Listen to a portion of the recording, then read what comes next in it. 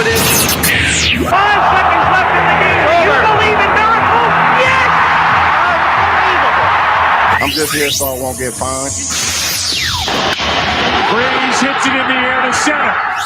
We will see you tomorrow night. It's crunch time.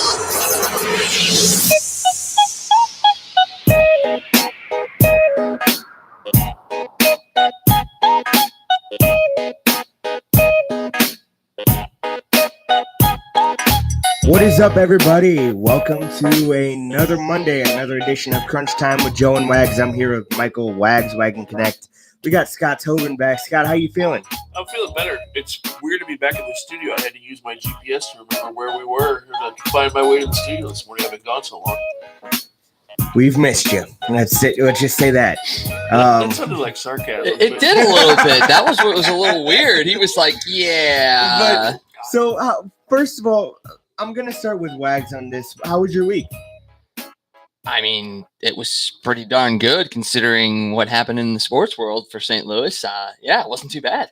Not to mention soccer's almost a foregone conclusion. Yeah, besides pretty much. The other two. Pretty much. And then the Blues winning Saturday night, the whole city of St. Louis that could drink legally was probably drunk. I'm sure that there was some illegal drinking as well. I mean, let's be honest, there was. But because were you buying underage women drinks, Joe? No. Oh, well, where's the fun in that? So I come in wearing a different hat today. I did a game, Jefferson and Herculaneum last week. And Ray Halbrook, the guy who owns Livestream STL, he's collecting hats from every game he does. So I make sure from here on out to get a hat. And so I got this Jefferson Blue Jay hat. Oh, so he's collecting them, and now you're collecting them too. So I'm gonna start doing the same thing, and it's fun to watch. And Ray joins in just as you're plugging him and stealing his idea. What's up, Ray? But it did start us on a pretty interesting conversation, though. Is the difference between flat-billed hats and curved hats. And Scott and I both have an opinion, and I don't think we really totally heard his opinion, did we? No, I don't think we did. I mean, on some, athletes, some athletes, it looks good. Like, some people, it looks good. And then others just shouldn't wear flat-billed hats. That's not what we're talking about. What is your preference? My preference is, it really doesn't matter. Oh, that's you've got to pick a side. No, come on. It really doesn't matter. That is a side. What do you like? Do you like flat-billed hats or do you like the curves? Can I like both? If you want to sit in the middle and be, that's pretty much a cop-out of the question, but sure. I mean, both because they look cool. The flat bills kind of look cool. They both keep the heat in, so it's not like. Well, what is that got to do with it? Well, no, I'm just saying that's not a big reason. That was not the reason that Scott and I like the curve hats. Not because of the airflow. Why do you guys like the curve hats? Why do I like the curved hats? It just, for me, it looks cooler. And Ray's a curved man as well. I mean, there's nothing. It's just like, for us growing up, I think I can speak for Scott, is when you got a hat, same thing with a glove. It's working the glove in. Yep. It's working the hat in. You get that curve. It's just, there's something about it where you're just like, it just feels better having that curved hat. And I actually think you can probably see a little bit more too. But yeah, for me, it's always been curved hats. It's always been about working that curve in there. And for me, my hat actually sits just slightly askew with the curves. I don't know. Maybe I'm just a little crooked too. But yeah, for me, it's always been curved hats. I can never get the flat bill. Just never was a draw for me. No, me either. And the first time I really remember people wearing the flat bill was Anthony Reyes with Cardinals in 06. That's when I really remember it taking off. Yeah, it really was. And I don't really think I've seen anybody since, though. Most high school teams, though, it's amazing to me. Most high school teams liked the flat bills. Most athletes nowadays, not just high school, college athletes. It's amazing. But also, aren't batting helmets curved a little bit too? So what isn't it? Yeah, kind of like you never see a flat helmet. Like, do you ever see? No, you don't see a flat billed helmet. So that's probably another reason why curved is great. Try putting the helmet on that thing, Joe. I mean, I know you got one, but True. Maybe. You're right. Oh God, was that you taking a shot? That at was me? definitely a shot. Wow. It only took a couple of seconds for him to get there. So Scott, how was your Wow. week? It was okay, not bad. I was sick part of the week, but other than that, How long until you could talk again? It took a little while. I definitely didn't feel well for a couple of days, but I'm getting back. Been busy. Had a couple of days at the ballpark, KTRS. It keeps me running for sure. Yeah, I love the fact that Cardinals are playing well, but let's not start with them because we got Blues hockey to talk about, of course, Cardinal baseball. Let's talk a little high school sports later because why not? Wow, that's yeah. High school sports is just why not? No, Why not? I went to a Melville basketball banquet and they gave me a letter, which I'm so proud to be part of that program. Even though I never played basketball there, never played football there, I always felt I was part of the program because I was a manager on the football team, and then I did scoring for the basketball team. And on top of that, guys, I got a big announcement because whoa, okay, wait, this is new to us, but breaking news. Yeah, breaking news. All right, so when basketball season begins again, I'm going to be the PA voice of the JV team. Nice, congratulations! Very good. So yeah, I'm pretty stoked about that. I can't wait to find out where that takes me because it's a stepping stone, man. It is. Absolutely. And then maybe you can start getting us in places more from there. That'd be pretty good. Yeah, Use your leverage. It's in this business. I've learned this. It's not who you know, or it's not what you know. It's who you know. Well, you kind of need to know some stuff too. Yeah, I mean, you can't be like, hey, I know you, but I know jack squat about sports. Yeah, awesome. Wags, I like when you do that. You're like. Way too many 90s movies with the different hand signals. I'm more of an 80s movie person, but Yeah, you would be. You would be an 80s kind of movie guy. What's your favorite 80s movie since we're talking about it? Yeah. Fine. I don't know if Fast Times was in 80s or 90s. I think it was 80s. It was 80s, yeah. It was 80s. It was 80s. I love Fast Times with Ridgemont High. Don't know why, but it's hilarious. Sean Penn was hilarious in that movie.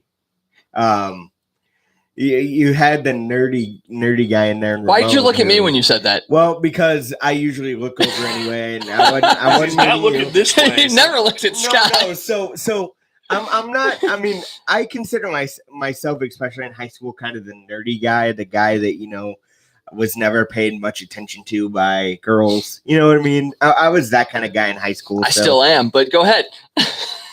Wow, Wags. I said I am, not you. I know. Don't worry. I know. I'm just saying. My point is, don't shoot yourself. I too pigeonhole short. myself way too much. Yeah, why? Why do you do that, Wags? I mean, we all know you're pessimistic because I like to be the underdog. I like to be the person no one thinks about, and then I rise. There you go. And that's I'm the Rudy. I'm the 1980 U.S. men's hockey team. Remember the Titans. I'm just trying to think of other underdogs. I'm the Blues this year. There you go. Wow. I mean, did you guys think? What was our prediction? Let's get into that. What was our prediction? I said Blues in 6. I said Blues in 6. I said Blues in 6.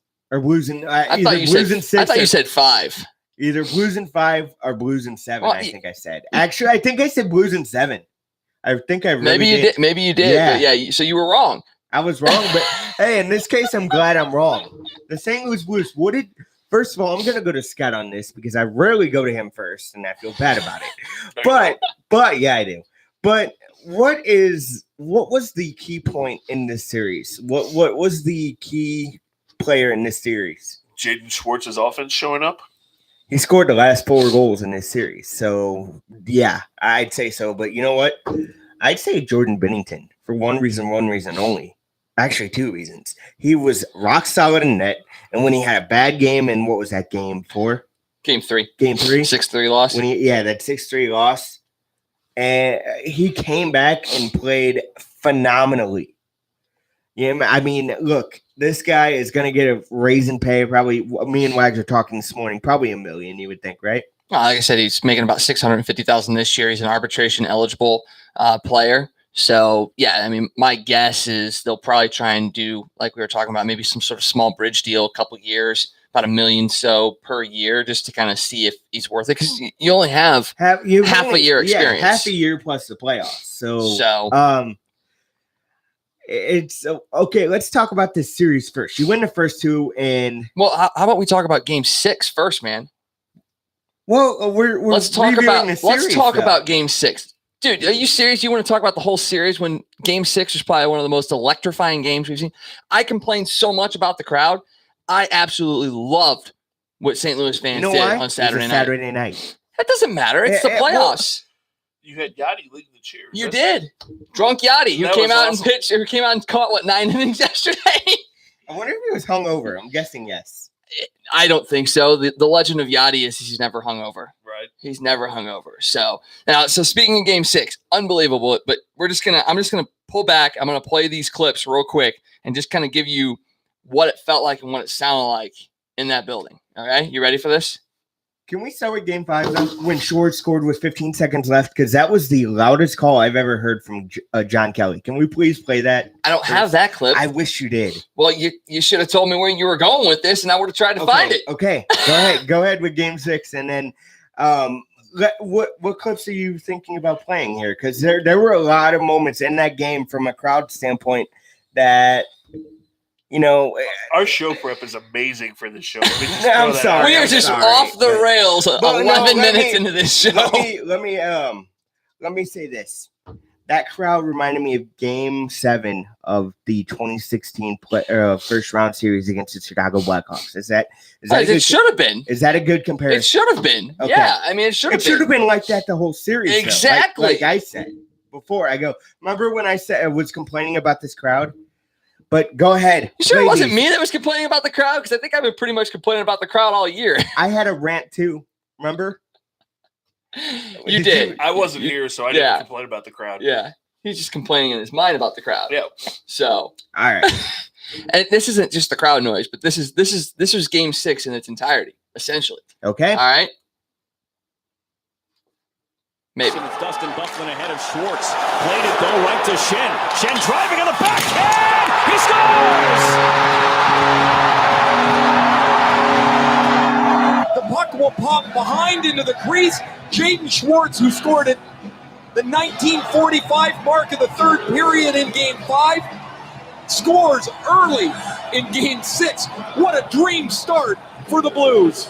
Bozak, one-timer misfired by Schwartz. Bozak, right back again. Schwartz scores!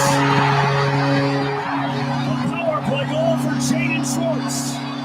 As Schwartz cuts to the slot, Jaden Schwartz scores! A hat trick!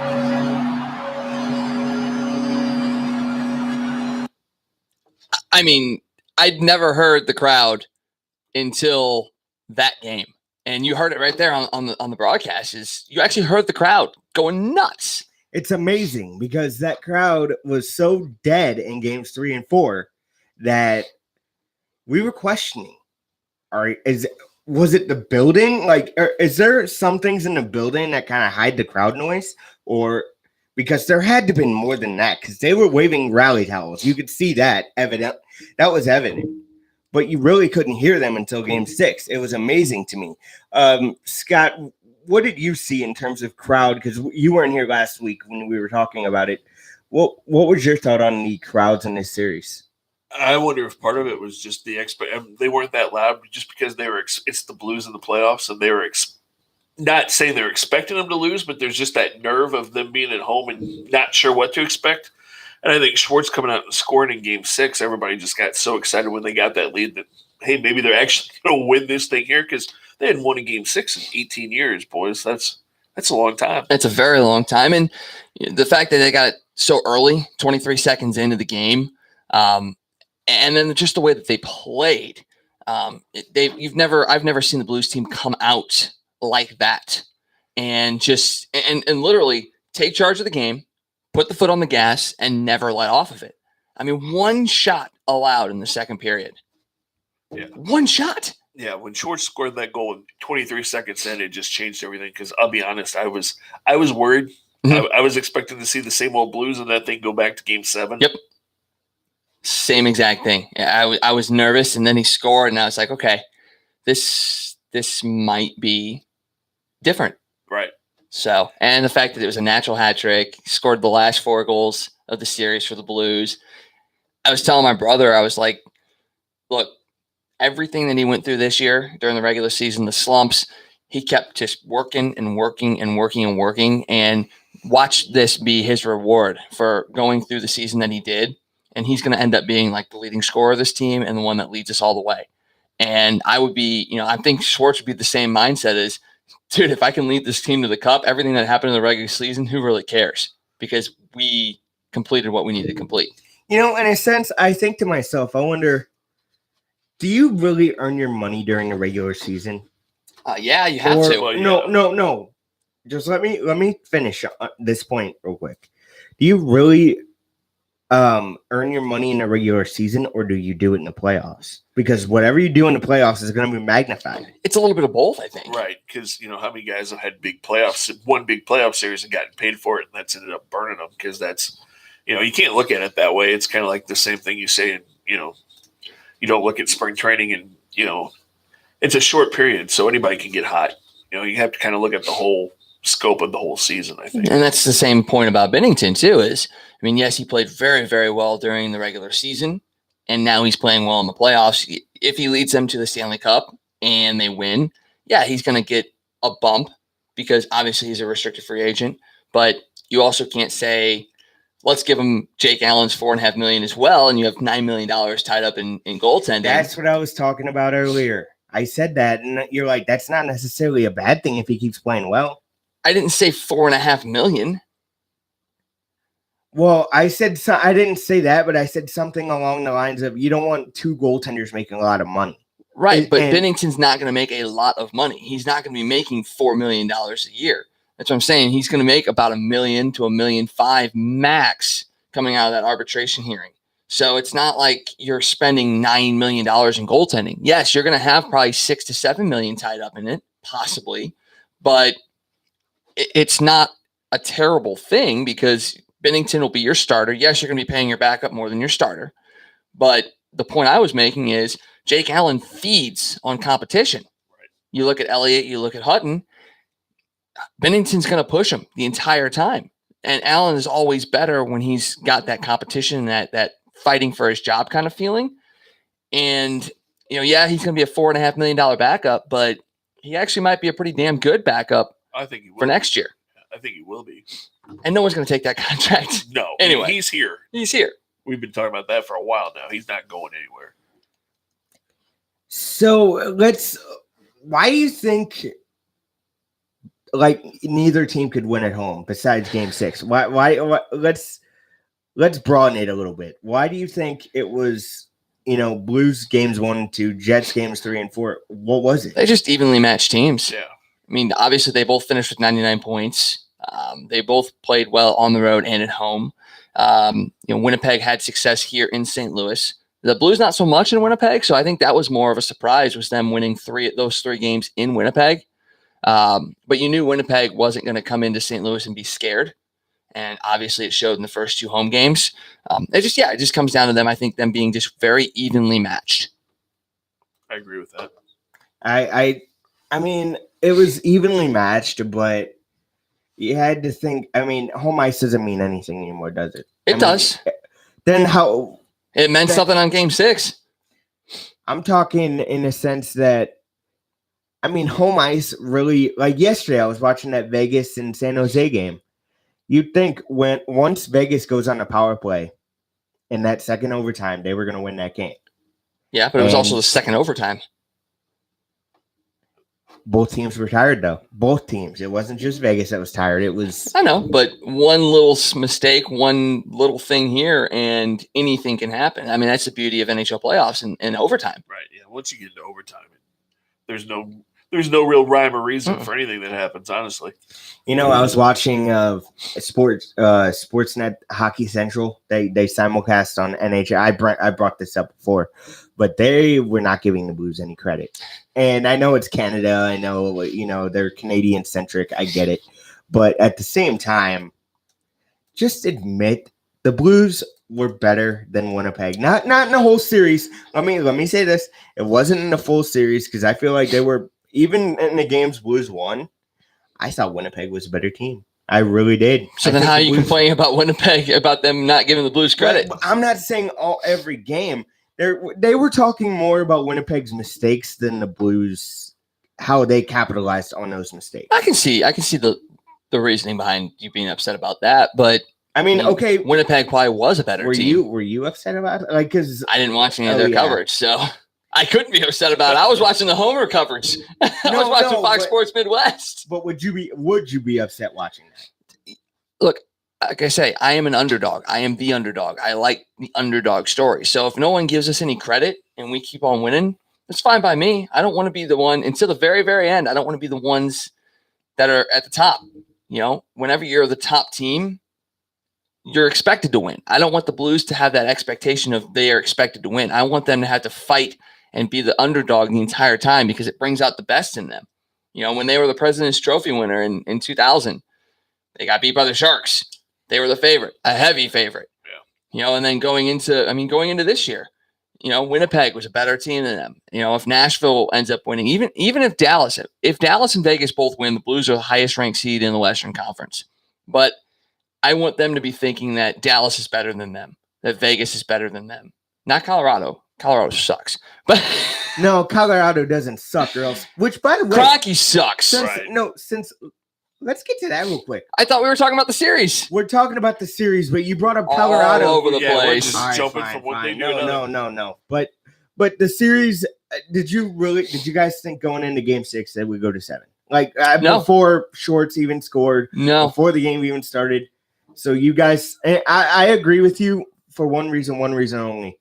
Schwartz scoring that goal with 15 seconds left in Winnipeg. It broke him. That broke them, and they interviewed Connor Hellebuck, and again, he gave the Blues no credit. Well, of course, he wouldn't give the Blues credit. As a player, you're not really, it's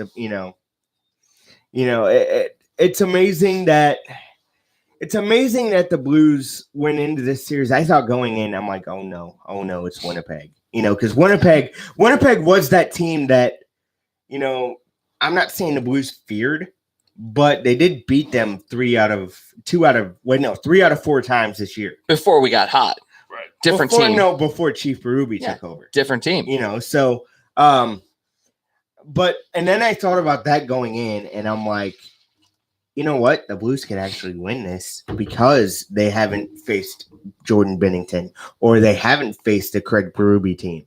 So I mean, actually, they did face the Craig Berube team, the 1-0 win in Winnipeg, which I think that's the game that really kind of gave us hope going into that, is because we did go into Winnipeg, shut them out in Winnipeg before Binnington even became a number on this team. So, you know, I mean, Winnipeg, I think out of the 3, and they were talking about this earlier, is Winnipeg was probably the toughest out that the Blues would have to face getting into the conference finals. Even if Dallas wins tonight, because Dallas has because Dallas still has some questions defensively. I mean, they've got a Vezina candidate in Bishop. They've got a hell of a top line that's playing incredibly well right now. But what else do they have besides that? Exactly. But, yeah. Winnipeg has a couple lines that'll kill you. Their defense is pretty good and offensively motivated. And Hellebuck was a pretty good goaltender this year as well. So, I mean, they kind of had every layer had something. Dallas is still very scary. And I'm very scared to go up against them if they end up finishing this series. Yeah, I'd still rather play Nashville. Because wasn't Rene pulled in this series at least once? Yeah, he hasn't played real well. Not great. But he's still, you never know. You never know when he's going to turn it on. You get into a different series, he could get really hot. Yeah, because I think last year, I mean, he was at the first round, he struggled, but then round 2, he, going up against Winnipeg, yes, they ended up losing that series, but I think it went 7 games. And he played very, very well. Him and Hellebuck were going back and forth. So, I mean, once the page turns to the next round, fortunes can change, teams can change. They can sit there and be like, okay, well, we got through this. Now let's really turn it on. And that's you can take that as a positive and a negative, because the negative is you could be like, oh, Dallas could get even better. Nashville could get even better. Or you could flip it and be like, look, we could get better. Dallas could fall back a little bit, not be as hot going up against Nashville because it's a different system that they're going up against, different players, all that kind of stuff. So you can take it one of two ways. And I'd actually be, I would be excited to see the O'Reilly line go up against the Ben Sagan Radulov line because that could be pretty good. It could be, but again, Jamie Benn has the St. Louis Blues number himself. So what? That's one guy. Yes, he could probably score 3 or 4 against us a game, but the odds are that he wouldn't. Who's the best player on that Dallas Stars team? Tyler Sagan. Really? Yep. You're not even going to say Ben? You're not even going to say Radulov? No, Sagan. Okay. Overall, Sagan is a better player. Scott? I would agree. Okay. What about Nashville? Who's the best player in Nashville? Oh. Yeah, I mean, you still probably have to look at Philip Forsberg. Yeah, I have to agree with you there. I'm in probably the minority in this. I can't believe they got rid of Kevin Fiala. That was surprising to me. Yeah, that was very surprising because he was big last playoffs. But they also picked up a pretty good guy from Minnesota. Yeah, but so it's not like they traded him for peanuts. But do you think? I think they gave up more than what they got back. I think so too. So I don't know. That may come back to bite them. I don't know. Well, if they lose tonight, it will. It's going to be in Dallas, Game 6 in Dallas. So it's going to be tough for them to bring it to a Game 7 because as we saw in Game 6 here, it's just going to be a charged atmosphere. Yeah, but San Jose won in Vegas. Boston won in Toronto. It's been a weird playoff. I see deja vu in that Toronto series. Because Boston coming back and winning in 7? Yep. Do you guys see deja vu in that series? I'm going to go out on a limb. I'm going to say Toronto wins that series. Yeah, they still could. It's going to be interesting. They're the only Canadian team left in the playoffs. Just think about that. Yeah. Well, I mean, Calgary, number 1 seed in the West, out. Winnipeg, number 2 seed in the West, or number 2 seed in the Central, out. And they're it. I mean, if John Tavares actually shows up in Game 7, it could be over pretty quickly. I mean, he has been very silent. I mean, Austin Matthews is finally I think they said he scored 5 goals in the last 4 games after being shut out the first 2. Or I don't know, something like that. Yeah, I think 5 in the last 4, shut out the first 2. So, I mean, he's starting to heat up a little bit. Frederik Andersen hasn't played poorly. I mean, he only gave up 3 goals yesterday, gave Toronto a chance. I mean, yes, going into Boston is going to be tough. Boston's been playing very, very well. But, I think I picked Boston, but I would not be surprised if Toronto reversed the curse and vanquished the demons. Changing course just a little bit. Did you guys see TJ Oshie get hurt the other day? Oh, wow. For the playoffs, it seems like broken clavicle. I can't imagine him coming back for the playoffs. No matter how far they go. It'd be nice if, and I don't know if this is going to happen at all, it'd be nice if we saw Carolina come back in that series. It'd be nice just because, Oshie, I know they have Ovechkin. I know they have Kuznetsov and Carlson and Wilson. They just got a lot. But, we've seen weirder things happen. We saw Calgary go. We saw Tampa go. Pittsburgh. So let me ask you a question. Who do you guys think is the favorite now? I think it's wide open. I don't really know that there is a favorite. I think it's just whoever gets the hottest at this point. I mean, I think you have to look at Washington just because of the defending Cup champions. They're probably just a slight tier up. But yeah, other than that, I think you're got a big time toss up because you're going to have the Islanders are going to play the winner of Boston, Toronto, and then you've got Columbus sitting there waiting for the Washington, Carolina winner. We obviously have the Dallas, Nashville winner, and then Colorado has the winner of Vegas and San Jose. I think Washington has a slight edge just because they are the defending champions, but it could go anywhere. Well, it's setting up pretty well for that team that hasn't won in 52 years, isn't it? It is. Wouldn't it be so? We'd be the high. How about this for NHL getting the worst draw possible? St. Louis versus Columbus in the finals. Oh, the TV companies would love that, wouldn't it? Oh boy, I don't know what's with the teams remaining. What is the most intriguing Stanley Cup final matchup for you guys do you think could be out there for you personally? Not for what the NHL wants, not for anything like that. What would be your most intriguing Stanley Cup final? Obviously, the Blues are probably going to be in it. Can I start? Yeah. Go for it. Blues in Toronto. That would be one hell of a series. You know, I just because they're two of my favorite teams. I love the Blues. I love Toronto. You know, everybody hates Toronto. So you're the most heartbroken person in the world. Essentially, is what you're saying. If you were a Cubs fan, you would be depressed 24/7. That is true. So yeah, Blues in Toronto for me, just because I don't know. I like both teams. I like Matthews, Marner. I don't know if I like Tavares just because Tavares is just too cocky for me. You know what I mean? You're still mad that you didn't come to St. Louis, aren't you? Yeah, just like a lot of Blues fans are. But they'll take Ryan O'Reilly. Dude, he was a Toronto kid growing up, rooting for the Maple Leafs his entire life. If I got a chance to play for the Blues or the Cardinals versus any other team in the country, of course I would take the Blues or the Cardinals. Right. I mean, that's a childhood dream. So he got a chance to play for his childhood team, make very good money, and play for a team that right now obviously is in the playoffs. I can't fault him. I mean, he knew what he was looking for. It's the same thing with Bryce Harper. He knew what he was looking for, and he went out and got it. Can't really complain. Can't really, right, be upset about it. You can't be upset about it.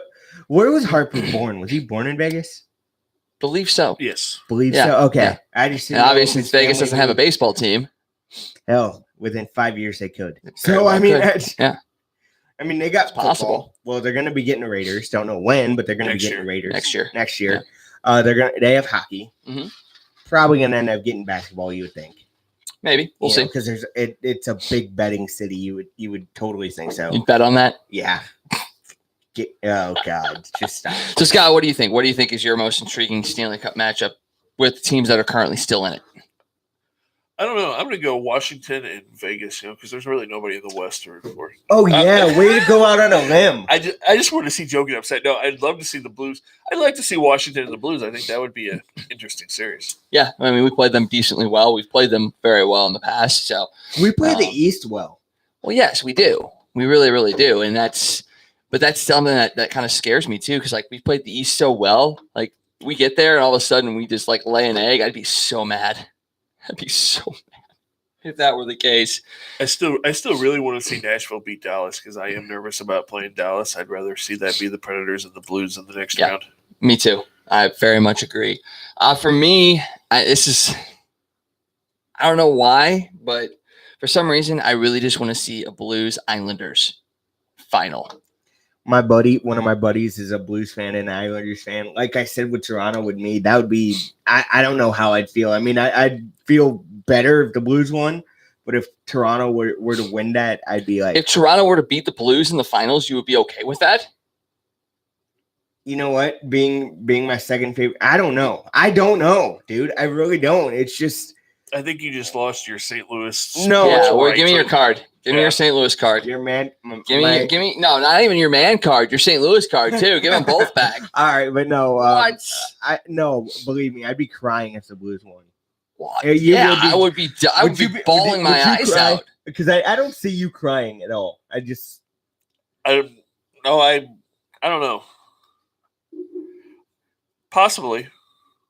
I did cry when the Cardinals won. He probably wouldn't be bawling his eyes out. He would probably have a couple tears. There'd be a couple tears coming down. Maybe tears of excitement. Yeah, exactly. Me, I would be bawling like a baby. All right. I would be too. I would be bawling just because a lot of people didn't think we'd even be here in December. Now did you guys watch the speech from Chase? Yeah. That made me cry itself. That I wouldn't go that far. It got me pumped up. No. I mean, it definitely, I was like, yeah. I was a little underwhelmed with the Blues pregame show. The show. I didn't really get a chance to see it. I say that Fox Sports Midwest cut out. No, but I posted it on the page. I know. There was no ice projection. You think in the playoffs you see ice projection, right? it depends on the arena and the capabilities. I mean, and besides not being there, it's a whole different atmosphere. Like being there and seeing that is different than watching it on TV. Right. I would just hope. Do you think there'll be something new come second round? I hope that'd be pretty cool. Change it up a little bit. Maybe some ice projection. It would just be cool. Remember that one year? I think the Blues played the Wild, and it was that big ice projection show. Yeah, and then they lost that series. So, so maybe that's why they didn't do ice projection. Just saying. I was at the first game of that series where they lost. So, yeah, that was a downer, wasn't it? Oh, a huge downer. It was my first playoff game, and they lost, and I was like, "Crap." So I can't go back. I think I've asked this question before, but now that round one's over and Berube's won a round as a head coach, do they bring him? Do they even think about bringing him back? Who else are they going to get? Yeah, do they think about it? Why would they not think about it? There are other options, but there aren't many other options. Who are you going to get now that Quenneville's done? Tippett, maybe. Once again, guy who's never won anything. Right. Who else? I don't know. If they haven't, I hope they extend him. If they do it, I hope they extend him soon. No. They're not going to do it now until the playoffs are over. After the Blues win the cup, yes. they're going to do it. Well, yes, because look what happened with Schultz last year. You know, they were playing. He was the interim man, and I know this is some weird conspiracy stuff that I spew and all that. But when he was the interim, it was okay. We're still playing for our jobs.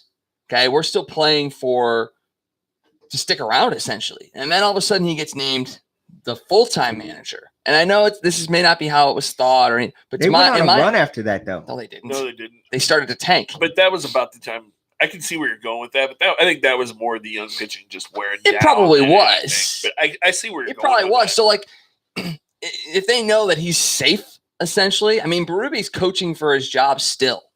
And if he can sit there and be like, okay, I had all the pressure in the world on me. I mean, he's not going to get fired during the playoffs. Don't get me wrong. That's not what I'm saying.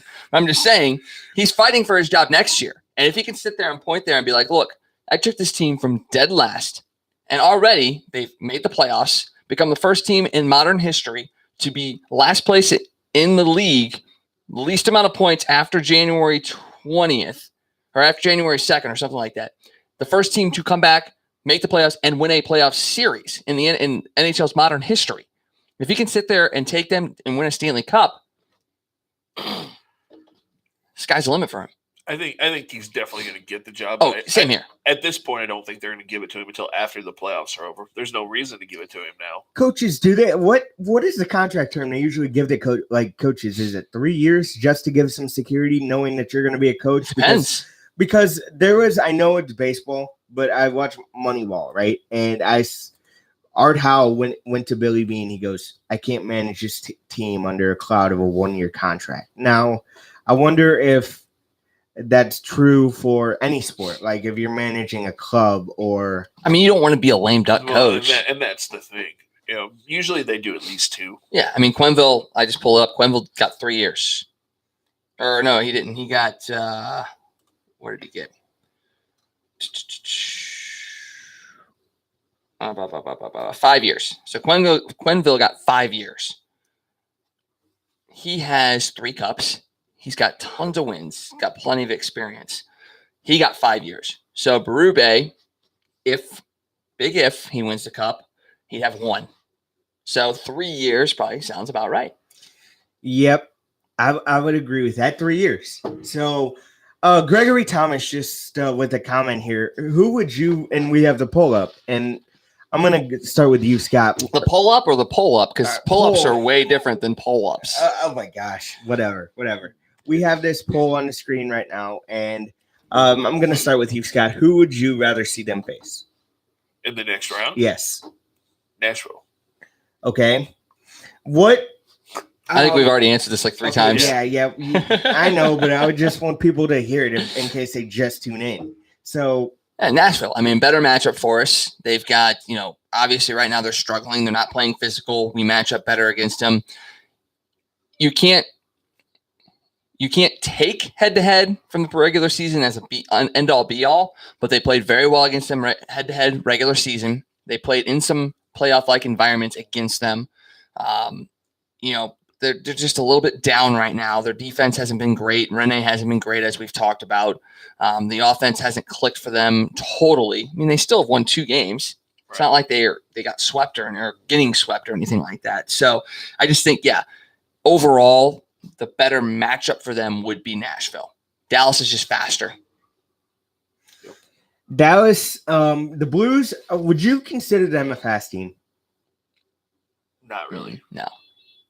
They have some speed. They're not the Hitchcock Blues, are they? To where no, they were gosh, no. fast. You know how that was the fossilized get it deep in their end and grind. Yeah, well, they're not. They're kind of that. Okay, now look, back up a second though, because the year we went to the conference finals with Hitchcock, they played dump and chase and they played physical. They played gritty. That series against Dallas was won because our forwards got in on their small defensemen on the forecheck and disrupted their game. Yeah. Okay, so don't sit there and say, "Oh, well, that's not the way they should be playing." You just need to be able to make sure you're matching up correctly with the team that you're facing. So, like Winnipeg, yes, Winnipeg was a team that you had to be physical with and take the physicality. You didn't see the Blues react hardly at all, especially stupidly when Winnipeg started taking cheap shots and trying to get things done after the whistle and all that kind of stuff. It was the step back and smile. I mean, I still just Maroon and Laine, just all you can see is Laine getting frustrated and trying to start something. Maroon's just skating around like, dude, really? Like, come on. When he's chirping, I always think of a goat. Bah. Oh, Laine? Yeah. Yep. So it's taking who you're going to go up against, whether it's Dallas or Nashville, and being able to adjust your style of play. Like for Nashville, as we're seeing with this Dallas series, if you go up against Nashville, you need to turn into the Jets. And you need to be physical. You need to drive hard at the net. You need to just get bodies everywhere and be physical with Nashville. Whereas Dallas, they're almost in the same vein as the Jets, where they're going to be physical in the offensive zone. So you need to make sure you're able to clear the front of your net and not take stupid penalties. You don't necessarily have to be totally physical back with them. You need to beat them with the speed, because you saw in Winnipeg, when we were able to get those stretch passes out of our zone, that's where we beat them. Dallas, I think, is kind of the same way. If you're able to get those stretch passes with that defense that creeps in a little bit and the heavy forecheck by Dallas, if you're able to kind of exit your zone quickly with some stretch passes and quick bam, bam, bam passes, that's where you beat them. And so it's just a matter of adjusting your style of play to the team that you're playing. So matchup-wise, yes, Nashville is a team I would rather play. But if you adjust your matchup, if you adjust your style of play to the team you're playing, you can beat anybody. I mean, not play their game necessarily, but adjust. Adjust your game around it. Right. I mean, I can't wait for the second round. It's just, look, I almost want to say Dallas just because we started home, but then again, when Winnipeg started at home, the second round though, I think it doesn't matter what you did in the last round. I mean, yes, you lost 2 of your 3 home games. You won 3 of the 3 road games.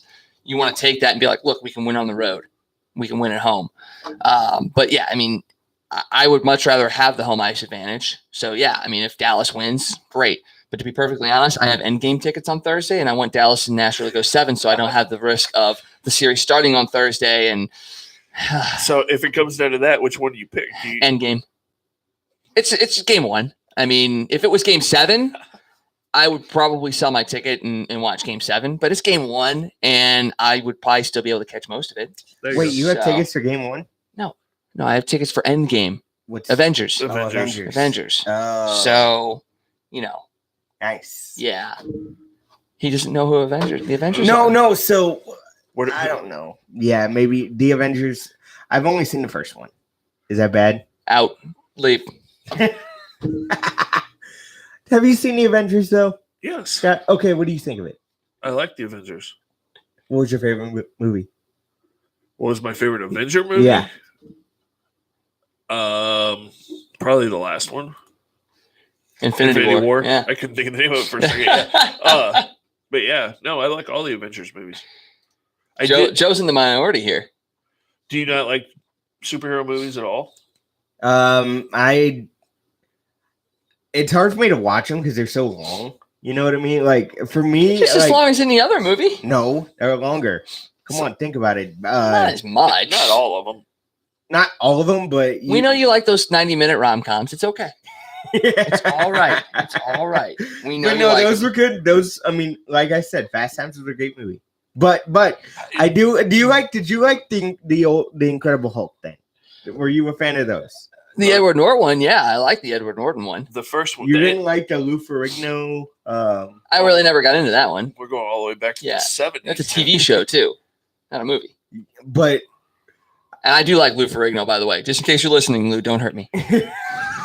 He was just in town for the Comic-Con thing. How we didn't get him on? That's what we should have shot for. Joe wouldn't have known who he was. No, he wasn't. Yeah, I would have.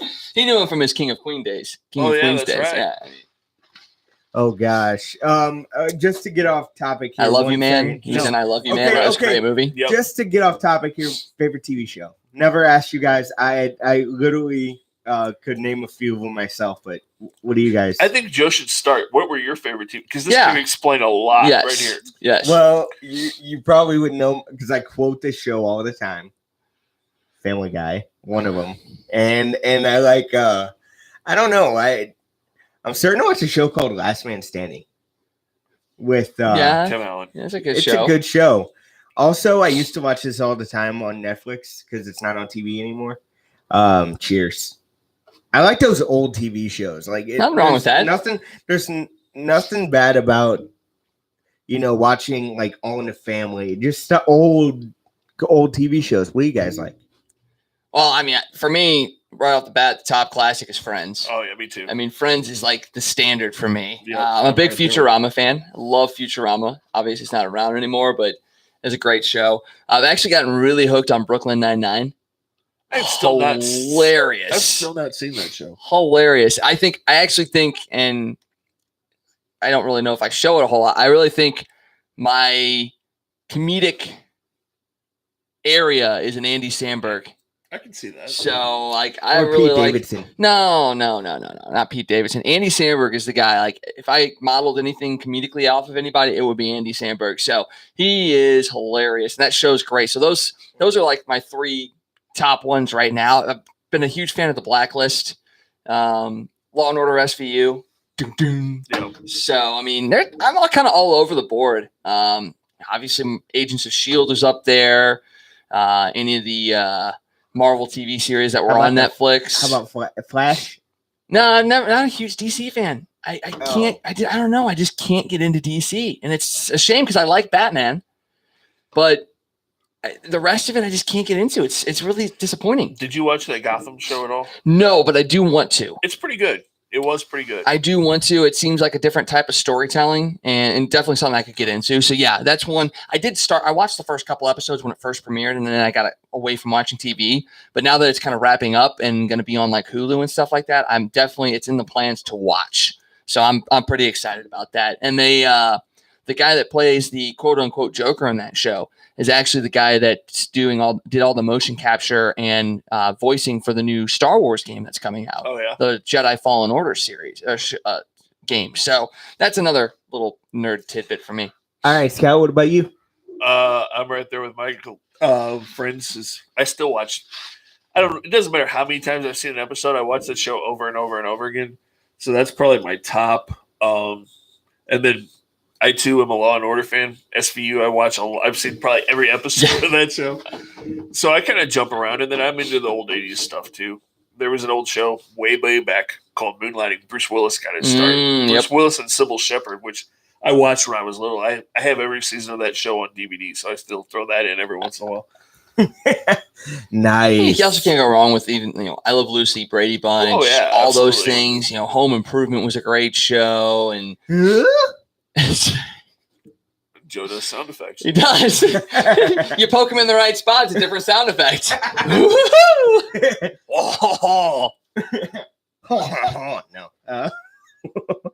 But no, I'm going to scoot to the left now because that was a little creepy. But I mean, it's just I asked this because I never did ask this about you guys, and we've been working together for 8 months now. Is it? Oh, you and I have been working together for 10. and you and him been together for maybe 2 months now. So I never got to ask. It's amazing how it went from 8 months to 10 to 2. All over the How place. long was it? How long was it, Scott? So I'm not. So I'm No, not it's been it About started 2 or 3 months. yeah, Yeah. middle of I'm not- January, something like that. Yeah, I'm not. I don't want to discount anybody. I know he gives me a lot of crap, which You make know. it so easy though. yeah, but You kind of set yourself up. I mean, I'll be perfectly honest. You all right, all kind right. of do.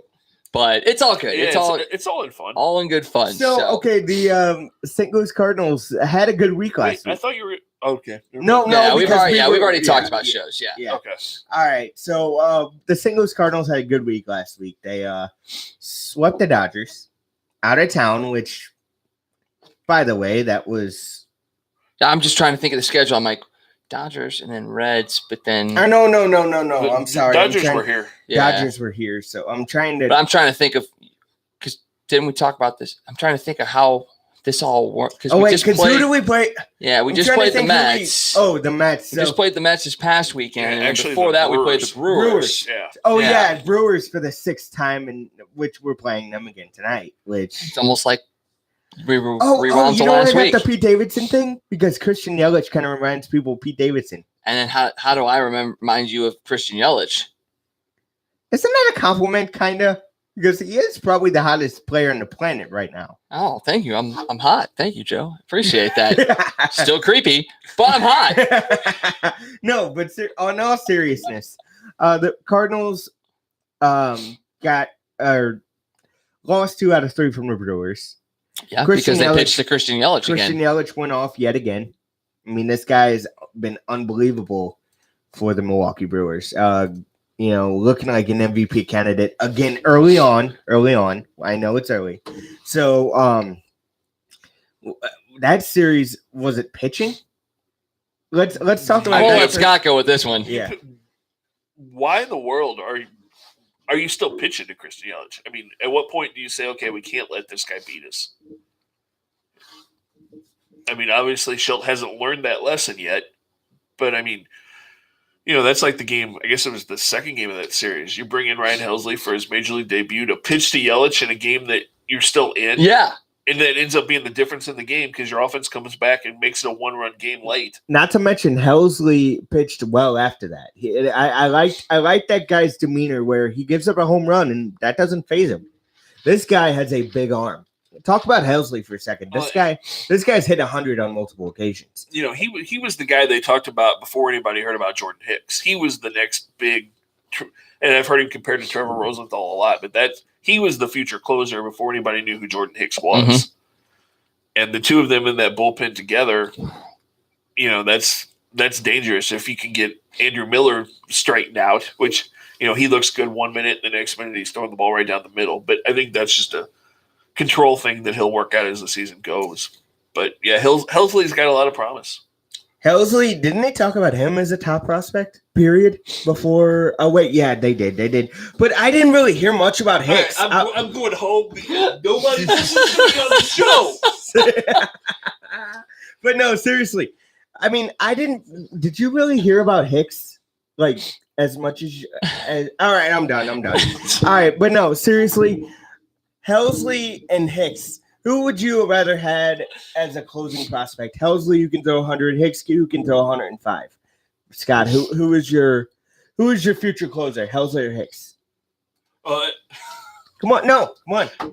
I think it has to be Hicks at this point, just because he's grown into the role. I had questions about it, but look what he did yesterday. He finishes off the game with 104 mile an hour fastball on the black. Yeah, it was. That was sick. Like this guy, the ability to control that when he can is unbelievable. Well, and that's been the only question about him is control. And his strikeout rate was down, is what I heard last year. Well, it was, but that was just figuring out the league. I mean, he's now that he's got control, people can't lay off of that off speed stuff. He's become a threat that he wasn't last year. Well, and you also have to remember he's still young, Right? Exactly. And he's gonna have to. He's still learning, and that's the kind of the point I made. It might have been last week or not, but you want him as your closer in training with Yachty behind the plate, then putting Miller or somebody else in that spot and being like, oh, well, we'll get him to that closer role eventually. When you have a guy like Kisner behind the plate who doesn't have Molina's gravitas and control. So, like, I've said a couple times this year, it's like I'd much rather see him learn on the job and maybe struggle and lose a couple games with Yachty behind the plate than have them wait and then get to him as the closer. Let's just lay it out there and just put him out there and go with it. And right now we're seeing, outside of one game, he's been pretty much lights out. Oh, that bullpen has just been impressive. I mean, who saw this coming from John Gant? Yeah. Is he starting tonight because of the injury to Waka? No, Flaherty starts tonight. They're very likely it's Daniel Ponce de Leon is what it sounds like. He's going to be up tomorrow. I don't know why they just don't start. Saturday. I don't know why they just don't start Gant and then maybe have him rest a little bit. Then you screw up your bullpen if you start doing that. And I don't think he wants to right now because Waka's not going to be back anytime soon. Tendonitis in the knee is not something you mess around with. Well, and you look at his injury history; he never bounces back quickly. No, and it's his plant leg that's the tendonitis is in. So, so you don't know, Waka went on the DL or the IL today. So, I mean, it makes sense. He is injured. It's an injured list, disabled. He's injured. We'll just put it at that. Yeah, so he went on the injured list with tendonitis in his left knee, his plant leg. From what I was hearing, it doesn't sound super serious, but like you said, he doesn't bounce back well from injury. Anytime he's gone on the injured list, it's always been more drawn out than what has been said. So who knows? And yeah, you don't want to screw up what you've got in the bullpen right now. And you've got guys down in the minors like Woodruff and Gomber who are pitching well. Reyes just got back into the rotation down in Memphis. Didn't Woodruff pitch for Milwaukee? No, he's in our bullpen. I think there is a Woodruff. Okay, there is. There's one on each team. Okay. But Woodruff pitched yesterday. Gomber pitched on Saturday. So the way resting and all that works, neither one of them would be available. So Ponce de Leon is probably the guy coming up. But you have those guys down there that you can kind of, once things kind of balance out, you can get them up here and get them into the rotation and kind of probably be okay. But yeah, I wouldn't mess up with what you got going on in the bullpen right now. So with Waka going on the disabled list, does that push you more towards making Carlos a starter? No. I still think you need to go after the guy that was on the mound yesterday for the Mets. Syndergaard? I mean, I'm not. They haven't signed him to a contract extension. The guy that I keep hearing the Cardinals are going to be interested in is out on the West Coast in San Francisco. Oh, Bumgarner. Yeah. Because there's your left-hander. That's true. That's true. I would not be opposed to that. What about Nike? No Dallas Keuchel. Well, I mean, not that I would be opposed to it, but it's just not the guy you want to go after. Well, and the thing of now is if you get Keuchel, when is he ready? Exactly. Bumgarner's been pitching. Syndergaard's been pitching. These guys are. Who would you rather have, Bumgarner or Syndergaard? I say Bumgarner just because you don't have a lefty in rotation right now. And then rewind to like 10 seconds ago when he was saying it lefty. Oh, yep, you're right. But I'll start with this. I agree with Scott because look, you need a lefty in the rotation. I'm not saying 4 lefties like the Dodgers have, but you need a lefty in your rotation just because it gives a little bit of you got to think a little bit more if you're the other team. Well, and that all changes too if Austin Gomber comes up here in a week or two and takes that spot because Gomber showed last year that he's able to do it in the major leagues. He had a rough spring training, but he was really good. He's pitching well down in Memphis too right now. Right. So if you were to put together a trade package for a Bumgarner, what would you think would be the thing that might get it done? There's the thing, and you got to look at everybody talks about Bumgarner, and yeah, he was great in the World Series in the postseason, but look at his postseason and then look at his regular season numbers, and he's never really been, for as much of a stud as he is, he's never really had that regular season where he's just been lights out dominant like he is in the postseason. Yeah. I mean, I'm going to start pulling up his stats right now. And he's been hurt a lot the last couple of years. Well, through his own stupidity. Well, that's true too. But that makes you question how much does he really care about baseball? Very true. Because, who's out riding motorcycles and dirt bikes in the middle of the season, Well, look at the situation he's in, too. The Giants aren't exactly going to be contending for a long time. So, well, they've already announced that their relief pitchers are available now. Would you go after any of their And I say this because, you don't want to overwork some of these guys. Would you ever think about getting another? Because you can never have enough pitching, Scott. No, you can't ever have enough pitching, but I don't know. I think the Giants are going to ask. It depends on what they're asking for. Yeah. Like Will Smith. Wait, who are the relievers now? Well, Smith was a free agent, though. Going into the season, the Cardinals could have gone after him then. So I don't know. I think you're pretty happy with your bullpen now, and with Carlos coming back, and you look at Alex Reyes is going to be back up here again. I'm not sure. If you get to July and you're having bullpen problems, then maybe you go do something bullpen-wise. But right now, I don't think you're in any hurry to mess with that bullpen. Yeah, and according to Ken Rosenthal, Giants have been telling teams that they're willing to talk about some of their veteran relievers right now. Believe they have the arms at AAA who could perform at roughly the same level. Bumgarner, Smith more likely to move closer to July 31st. So if anything, you're not looking. I mean, Bumgarner's 1-3 this year with a 3.66 ERA and 5 starts. So it might be better for him to, at least for the Cardinals, to maybe wait a little bit longer and see. Because obviously hasn't started off great. He's gone 6, 7, and 6 in his last 3 starts, giving up a total of 13 runs in those 3 starts. 18 runs, 13 of them earned, with 5 walks in the regular season, 32 innings. So, I mean, not great. It'd be nice to see him kind of bounce back before they actually make a move. Yeah, because no one's gonna give you anything if he's struggling. Now, but I mean that would be beneficial for the Cardinals. Right. You want to hear something hilarious? How about Fowler for Bum straight up? That's pretty freaking hilarious. It is, isn't it? Hey, Dexter's hitting like 270 now. Yeah. I actually sorry, Joe, I didn't mean to cut you off. Yeah, there. It's fine.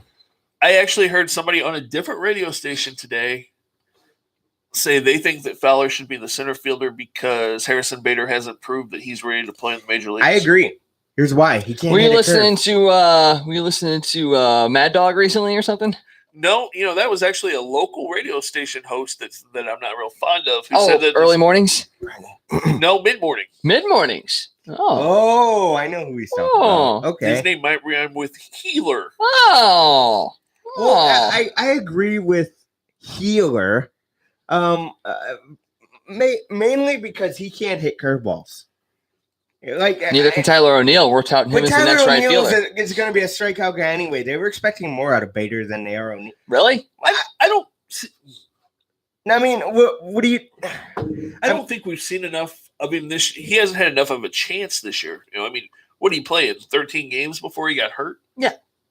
I mean, we saw it last year. Going down the stretch, he couldn't hit a curve, and teams figured that out, and they're attacking him with curveballs. Now, when he's had success, he's hit the ball a long way. I mean, he has a couple of home runs this year already, but other than that, it's just when he's not hitting. Here's the thing with all guys who have speed. Here's the way to get out of it. Maybe you can speak on this, Scott. Bunt. Bunt for a base hit. Bunt down the line. You get a hit, that gets you out of a slump, or at least it gives you more confidence. He's also not going to, put a home run out of the park off his glove when it's in front of the warning track. Yeah. So what's your argument for Fowler there? Well, I'm not. He's not arguing for Fowler. He wants Bader in center. I think Harrison Bader's got to be your center fielder. I mean, I know everybody loves Jose Martinez's bat, but my God, that defense is brutal. He makes the plays he has to, but other than that. Did you see the 2 fly balls that went over his head the other day because he was spinning around in a circle? Yeah, he looked like he was wearing a tutu there. Yeah, he's also the best hitter on the team right now. But I guess they have to know the DH is coming to sign him. Not necessarily. Why else would you sign him? Because he's your best contact hitter on the team. Yeah, and off the bench, he's a threat. And, he is a good hitter, although he looks bad a lot of times. Even at the plate, we're seeing him strike out a lot more. Yeah, but he's batting over 330 right now. Yeah, he's hot right now. Talk to me about Fowler's clown shoes. Do you know what he's talking about there? Fowler's clown shoes. Let's see the big white clown shoes Fowler wears. Those shoes do look huge. I will admit that. I have noticed that before. And, you know, like we said, Dexter's hitting. But if you watch, are you really seeing anything that you different than you saw last year? I mean, he's not hitting the ball hard. Yeah, but Fowler doesn't have to. He had 17 home runs his best year. That was 2 years ago. Okay, but look at he has 2 RBIs so far this year. He doesn't have a home run. He maybe has 3 or 4 extra base hits. He's getting on, but for your 6 hitter, it just doesn't work. I don't think. I mean, what do you think, Wags? About Fowler? Yeah. He's been playing better than last year. Obviously, he's getting on base more, but until he starts driving the ball and getting more consistent at bats, you just can't rely on him, I don't think. And yeah, as soon as Bader's healthy, he's got to go back in center field. And I still think Martinez is probably the right play until O'Neill comes back. Maybe bring in, because you can't even sit there and say Fowler is a better defender than Martinez in right field. No, they're about the same. So, would you rather have, if you're looking at defensive prowess and they're equal and Fowler is hitting less than Martinez, Martinez has to play more. He has to play out more. Of those two. But once O'Neill comes back, it's probably more than likely that O'Neill should go back out into right field. And the exciting thing about Tyler O'Neill is he's cut his strikeouts down. He's making a lot more contact. Yeah, he really is. So that's what I'm saying. At this point right now, as they're constructed, Martinez is the right play in right field. When Bader comes back, Fowler, even though he's got like an 800-something OPS right now, I still think Fowler needs to shift to that bench role because he's still getting walks. He's still getting on base. So maybe coming off the bench isn't a bad thing. And then as soon as O'Neill comes back, then you have to slide Martinez to the bench, use him to spell Goldschmidt at first. Not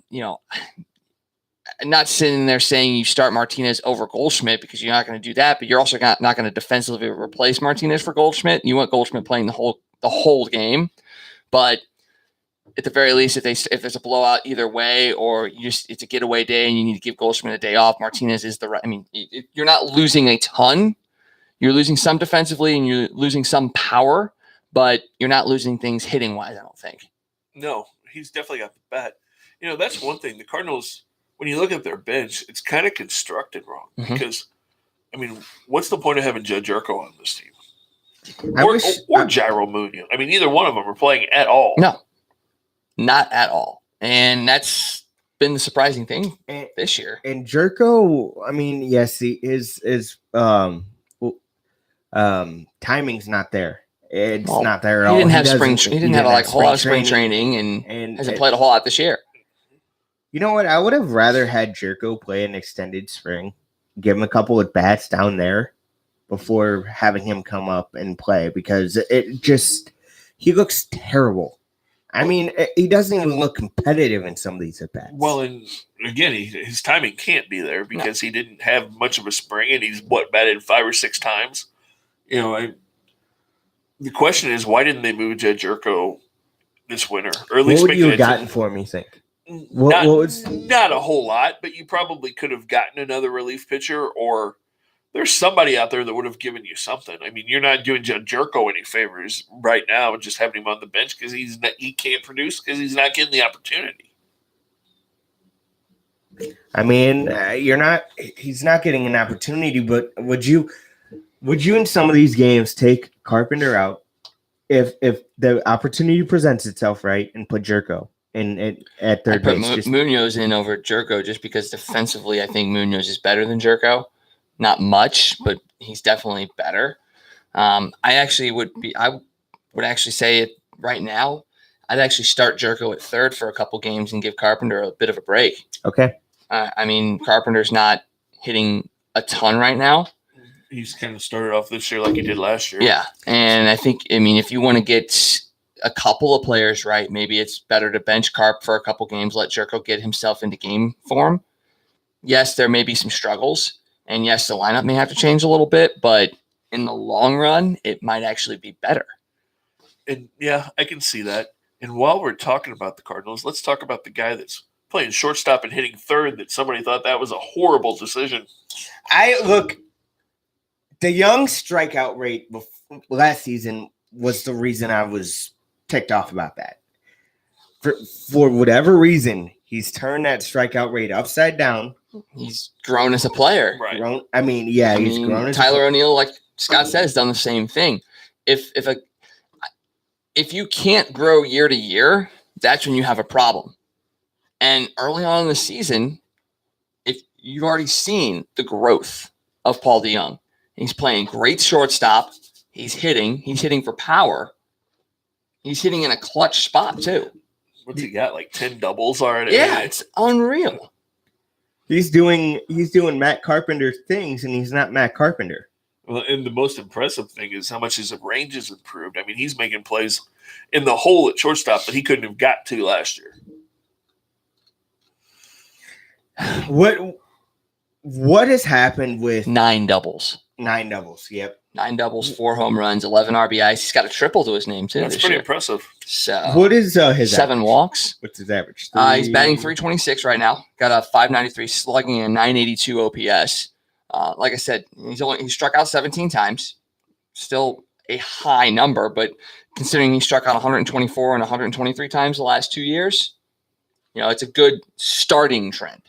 Mm-hmm. Where are his strikeouts compared to Goldschmidt and Carpenter? Because Right. I bet they're right there or higher. Oh, they almost have to be. I mean, Carpenter got Goldschmidt started off the year crap last year too. That's what I was worried about going into this season because Although you can't say, I mean, yeah, his average isn't there, but he's got 8 home runs and he's hitting the ball hard. 14 or 15 RBIs. Carpenter struck out 21 times. He's hitting the ball hard too. So it's not. I'd like to know what Goldschmidt 29. strikeout rate is because He struck out 29 times in 97 plate appearances. Wow. So almost a little Almost under 30%. Yeah. Almost. So he's walked 12 times, 8 home runs, 15 RBIs, batting .247. And like I said, and Carpenter, we said, has struck out 21 times. He's walked 12 times. He has 3 home runs and 5 RBIs, batting .213. Is there a better shortstop second base combination offensively and defensively in baseball right now than what the Cardinals have? I can't think of any off the top of my head. I mean, Colton Wong, that's impressive as Colton Wong's figured out how to take the ball the other way. Mm-hmm. And he's, third on the team in RBI? He's been playing very, very well. So, and I think somebody else on this panel thought Colton Wong wasn't going to be all that great and that we needed to trade him. Yeah, I think so. Yeah. I don't know. I'm not going to name any names. But somebody in my names just with Ho, go though. ahead. Rhymes with Ho, though. Yeah. So. You takes one to know one. No, because I rhyme with Ike, not Ho. Do you like Mike and X? I'm joking, but no. Seriously, Yes, I do. But go ahead. But seriously, I only eat the Ikes, though, because I couldn't eat myself. There you go. Good point. One other guy in this lineup that, I mean, you got Wong, you got, Jerko's not a leadoff guy. So if you were to rest Carpenter, where would you put him in the lineup, and where would you put in that leadoff spot? Because that's a very good question. I'm not going to discount that question whatsoever. I think at this point you'd probably have to put Fowler up there and still keep Goldschmidt at 2. DeJong at 3. Fowler at Ozuna leadoff. 4. I mean, he has been hitting. He's getting walks too. He's getting on base. Getting His on base. percentage is pretty good, actually. So, I mean, I think that's the way, because right now without Bader, I mean, I still think you'd probably put Fowler up there even if Bader were in the lineup. Yeah, and you'd almost have to make a stronger case for Wong than Bader, I think. Yeah, that too. But I don't. At this point, you got to leave Wong in the RBI spot. He's got 13, I think, something like that. And Fowler's got a .375 on base percentage this year, which is third on the team from regulars. Wong is at .422, DeJong .389, and Fowler .375 with, Matt Wieder's next, but he's only appeared in 6 games with 9 at bats. Ozuna .363 on base. So, Fowler would probably be that would be my pick. I'd probably have to go Fowler, Goldschmidt, DeJong, Ozuna, Molina, Wong. Who am I missing? Martinez. I see, and then you got Martinez still. I mean, you know what would be crazy is I probably wouldn't be opposed to seeing Martinez in that leadoff spot. He does hit a lot, so and he doesn't strike out a lot, does he? I mean, does he? Not recently, no. Over the last couple of games, he's actually been one of the better hitters. So maybe a Martinez in that leadoff spot, get a guy on base. Goldschmidt can potentially knock him in. So there's two options. You got Flair, you got Martinez, and you got Fowler possibly, and then Jerko could move down into, maybe right in front of Molina, maybe. Yeah, or even behind you. 7th probably would be the best place for him. Really, probably, right and then still have Wong bat 8th. Yeah, and then your pitcher 9th. So, it gives you some there's some potential there, there's some flexibility. So, I don't know. It's probably a moot point because they probably won't ever sit Carpenter. But right. Well, you take 2 out of 3 from the Mets. You could have won Friday night, and that was a game you could have won. Let's be honest, Wags. You're like, yeah. Yeah, you could have. Stranded way too many people on base. Yeah. What did they have? 11 men left on base? Something like yeah. that. 11 men left on base. You're not going to win very many games stranding that many guys, obviously. And that's been their problem in most of the games they've lost, is they've had people on base, just haven't been able to come through with runners and they've been in, and McLaughlin says this all the time, they've been in a lot of close games early. It's amazing. But you also can't. Here's the other thing you can't overlook too is they're not. It's not like they're losing games to teams that are terrible. No, they're the only team they've really lost to is Milwaukee. Yeah, I think what did they say? We're 10-4 against everybody else, and then I had to look at our 1-5 against Milwaukee. 2-5. 2-5 against 2-5 against Milwaukee. 10-4 against the rest of the league, and against the rest of the league includes 4 of the 9 losses for the first place Dodgers. You've beaten Pittsburgh, who's in first place this year, 2 out of 3. The Padres are over 500 team. And the Mets are right there in the East. Mets are right there in the East. You split with Cincinnati, 2 games, so 1-1. Okay, Cincinnati's bad, though. They're bad, but they're not. It's not that they're a bad team. They've got some talent on that team. We saw it. So it's not like, if anything, you could point to Cincinnati being the only team that you've lost to that you're like, you probably shouldn't have lost to. Everybody else is, San Diego's got a good team. LA, obviously a very good team. Pittsburgh's in first place. You took 2 or 3 from the Mets. Pittsburgh, or do you think? I think they'll be good. I'm not saying they're going to be bad. I'm not going to say they're going to have this big drop off, but they don't have a lot of talent. They have talent, but they don't have known talent per se. Chris Archer, your most known talent. Pretty good pitcher. Jamison Taillon. And I'm talking from an offensive standpoint. You lost both your corner outfielders and Polanco and Marte. They're, Pittsburgh just does that though. They're pesky. They've been competitive. Last year they were in right around first place until the All-Star break. Well, they made the Archer trade at the All-Star break last year because they were right there. I don't think they're going to win the division. Probably won't make the playoffs, but they're not going to be they're not going to fall apart. Coming into this season, I think everybody across the league was like, the Central's going to be tough because Milwaukee's great. Chicago's still there. The Cardinals are there. Pittsburgh is going to be there. And even Cincinnati, Cincinnati's probably going to bring up the rear, but that's not because they're a terrible team. It's just because they have probably just slightly less talent. It's a younger team. They still got Joey Votto on that team, and I love the stat that you put up there I think last week, where he popped up to the first baseman for the first time in over 19,000 at bats or something like that. So, you can't discount Cincinnati because they're going to play you tough, and they play in a bandbox stadium where they can out hit you sometimes and win games 12-11. It's going to happen. So, and talking about bandboxes and home field advantage, is there a team in baseball that's got a bigger home field advantage than the Milwaukee Brewers? Look at their stats. They're scoring 3.5 runs less on the road than they do at home. And see that, and this series right now, this 3-game set here in St. Louis, I think is going to be a very, very good indicator of what could be coming down the pipeline. It wouldn't shock me at all if the Cardinals swept them. Saying, yeah. Because, honestly, we were in every one of those games in Milwaukee. If you don't pitch to Christian Yelich, we'll probably 5-2 instead. You might be 7-0. It's true. You know, I mean, because he literally beat him by himself in 3 of those games. Yeah, and he hit at least one home run in every single game except one that we've played against him so far. Yeah, 18 RBIs.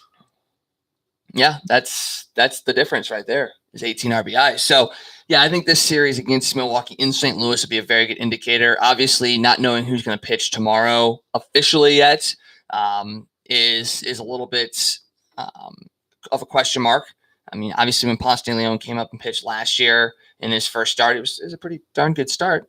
So in Cincinnati, I believe. Down Yelich. So that's a great headline there. Well, I think if it would have been any of them, it would say insert Cardinal pitcher will try to slow down Yelich. I mean, come on, that's kind of how it is. But yeah, I mean, and then who's going to be pitching? Wainwright on Wednesday. And we need to get more out of Wainwright, obviously. Only 3 innings pitched on Friday night. Didn't he looked look like great. Pittsburgh Wainwright more than he looked like. He did, but he still gutted it out. I mean, it's not like he came in and they scored 8 runs off of him. I think he only gave up, 3? Yeah. So with what he put out there as far as letting guys get on base and all that stuff, he still kept it close. He still kept the Cardinals in the game. I mean, I think it was 3-1 when he left.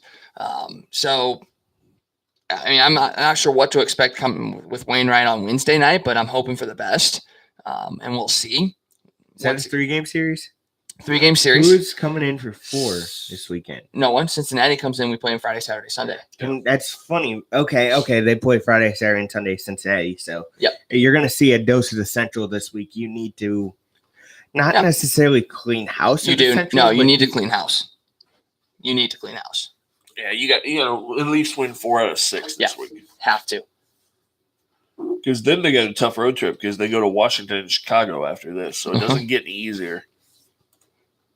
Chicago first, then Washington. No, Washington then Chicago. First, then Chicago. Washington Tuesday, Wednesday, Thursday of next week. Friday, Saturday, Sunday against the Cubs, and then you're facing the Phillies and Pirates at home. I mean, after next Monday, they're going to go almost 2 weeks without a break. And then going on the road to Atlanta, on the road to Texas.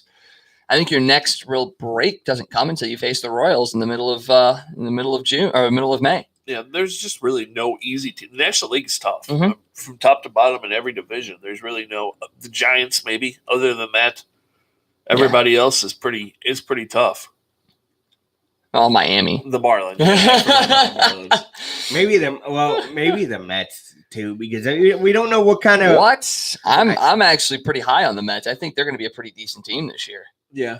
Look, DeGrom hadn't been good his last couple, and then before he got hurt, he's injured. Although what about Syndergaard? Syndergaard was terrible his last couple starts. I think he pitched pretty well yesterday. Yeah, I mean, every pitcher is going to go through rough patches. I'm not worried about Noah Syndergaard. Mm-hmm.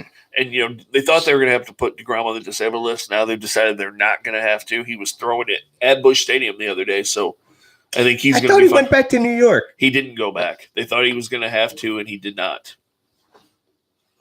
Oh, the media screwed that one up. Well, they originally said that he was going back to New York and going to go on the disabled list, and then a couple hours later he was throwing in the bullpen.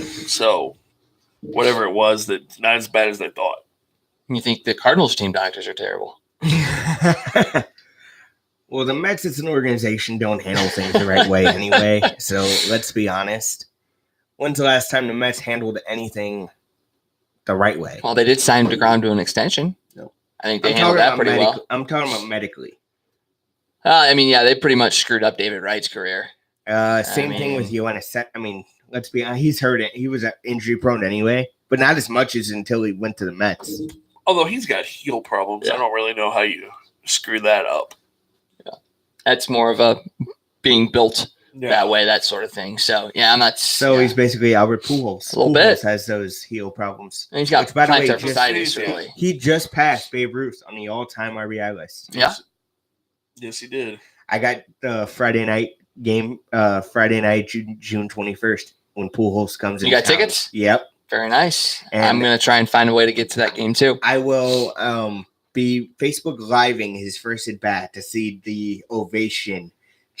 I just want to see that stadium. It's going to be packed in there. I'm pretty sure you'll be the only one doing that. Yeah. No one else. Everybody will be doing it. No one will be clapping. Like, I'm going to get the reaction of everybody. Wait a second. Everybody, I got to see all these phones. I don't know what's going on here. It's going to be interesting to see what kind of ovation he gets because he kind of opened the door again for – did you see that interview that he did? Why he did that and started bringing up the bad part of the past and his relationship with the Cardinals, I don't understand at this point. I still think he's going to get one heck of a reception. I don't think you're going to hear very many boo birds. You're going to hear out. a few. I think, if anything, it's more going to be directed at the Cardinals management. Although, can you imagine how bad that team would be if they would have made that deal? Oh, yeah. It'd been terrible. Yachty would not be here. Wainwright wouldn't have been. Waka would never have been drafted. It was a smart move. And he wouldn't be able to play. No, not at all. He'd be on the bench, coming off the bench in the 8th or 9th inning as a pinch hitter. It'd be kind of like McGuire was that last year when he was having to bunt trying to get hits. Yep. 2 innings and he's out of the game. Bunt. Yeah. Well, he was. If you remember, the last year McGuire was hitting leadoff because he could only play like 2 innings. LaRusso wanted to get as much as he could out of him out of a couple innings, and then he was out. So yeah, like I said, it's one of those things that I'm so glad that they didn't. I mean, at the time you were pissed off about it. You're like, man, how do you not sign the face of your organization? But like as soon as it happened with the amount of money that the Angels spent on him, I'm like, yeah. Even at the time, I was like, oh, but okay, thank you. Yeah, I was the same way. I wasn't that upset because he was at least 30. Yeah, and we won 2 World Series. Right. And let's be honest, he's not. He's closer to 40 than he is. 38 or whatever he says he is now. Right. It's the best thing that could have happened to the Cardinals. Yeah, it really is. And we still are in line. I mean, we've been competitive every single year. Yes, we've missed the playoffs for 3 straight, but I think we've been competitive in a sense. And, he left. You go to the National League Championship Series in 12. You go to the World Series in 13. You're in the playoffs 14 and 15. Look at who you had, though. You had Berkman. Beltran. Well, yeah, but Beltran was after Beltran wouldn't have been here if Schwartz is here. Yeah, he would not. No, my point is that was a direct reaction to the Pujols signing. It was, and they were able to keep Molina. They were able to draft Waka. They were able to keep Wainwright, and just other guys that probably wouldn't have been on this team. Craig at that time. Well, and there's another thing that nobody talks about. The Cardinals lost Pujols, but they also lost Alan. Before Alan Craig got hurt, he was the best hitter in baseball. He had a freak injury that ends his career or essentially ended his career. Right. Yeah. He was never the same again. Well, he was never in the major leagues again. He went to Boston and I think he may have played a couple games in Boston, but nothing. Not much. No, not much at all. So it's almost like he had a cup of coffee with them, even though. He did. Yeah. He really, really did. So I still think overall, I think he's going to get a majority of cheers. Oh, I hope he does. I mean, he should. Yeah. Look what David Freese got. And yes, he was the Game 6 hero and all that kind of stuff. And but he's St. Louis. He is. But with what Albert did and still does for the city of St. Louis, it's unbelievable. I mean, I if he doesn't get a standing ovation every time he comes up to bat, I'd be shocked. Well, and not every time. I think every time. Hey, they do it to David Freese every time. Exactly. So, yeah. So see, he doesn't listen to you. He doesn't listen to me at all. No. He was too busy scrolling up and down and up and down and up and down. I was just thinking, okay, what do you think of schedule makers since, we're talking about the week ahead too? Having Milwaukee play the Cardinals the first 9 times in the first month and a week. I mean, we actually are playing him 10 times because there's a 4-game series. Yeah, Milwaukee. I mean, is it great? No, but that happens with different teams every year. I mean, I can't imagine that trying to make that schedule work is easy. No, I mean, look at the NFL. If you heard about Oakland and Tampa this year, they're going to go 6 weeks between home games. Yeah. Because one of their home games is an international game in London. So there's a point where both teams are going to play a game in September and then not play another home game until November. Right. I mean, it's almost impossible to get it 100% right. Actually, it's a 3-game series. Right. We played a 4-game series against them yeah, earlier. sorry. Yeah. Yeah. But it's just I just don't like scheduling like that. And then you don't see them until. But we talked about this last week. But sometimes it's all dependent on building availability too. Right. Go to the okay. I want to do this since we're on this subject of scheduling again. Go to the Yankees and Red Sox. Because the Yankees and Red Sox maybe play a few times in the first. Last year, they played almost all their games in the first month of the season. Yeah, I mean, it changes. The Cardinals and Cubs had that a couple of years ago where they played most of their games before the end of May, and then I think they played one time. Yeah, one more series. So Blues and Blackhawks this year, 3 games in the first, or 4 games in the first month of the season or so, and then the only other time they played was the last week of the season. So it happens. And then two of those games are in London. So one of those teams is going to lose 2 home games. What? Yeah, the Yankees and Red Sox. 2 games they play is in London. Oh, I didn't know where you were going. I'm like, we were just talking about the NFL in London. How did we get from there to that to that to blah, blah, blah, blah, blah. It sounds like that's going to happen to the Cardinals next year because Major League Baseball wants the Cardinals and Cubs to play in London next year. Yep. Which I think is stupid, but. Yeah, because I don't even think the Yankees and Red Sox have played yet this year. I think they played. Oh, yeah, they played two games, 16th and 17th.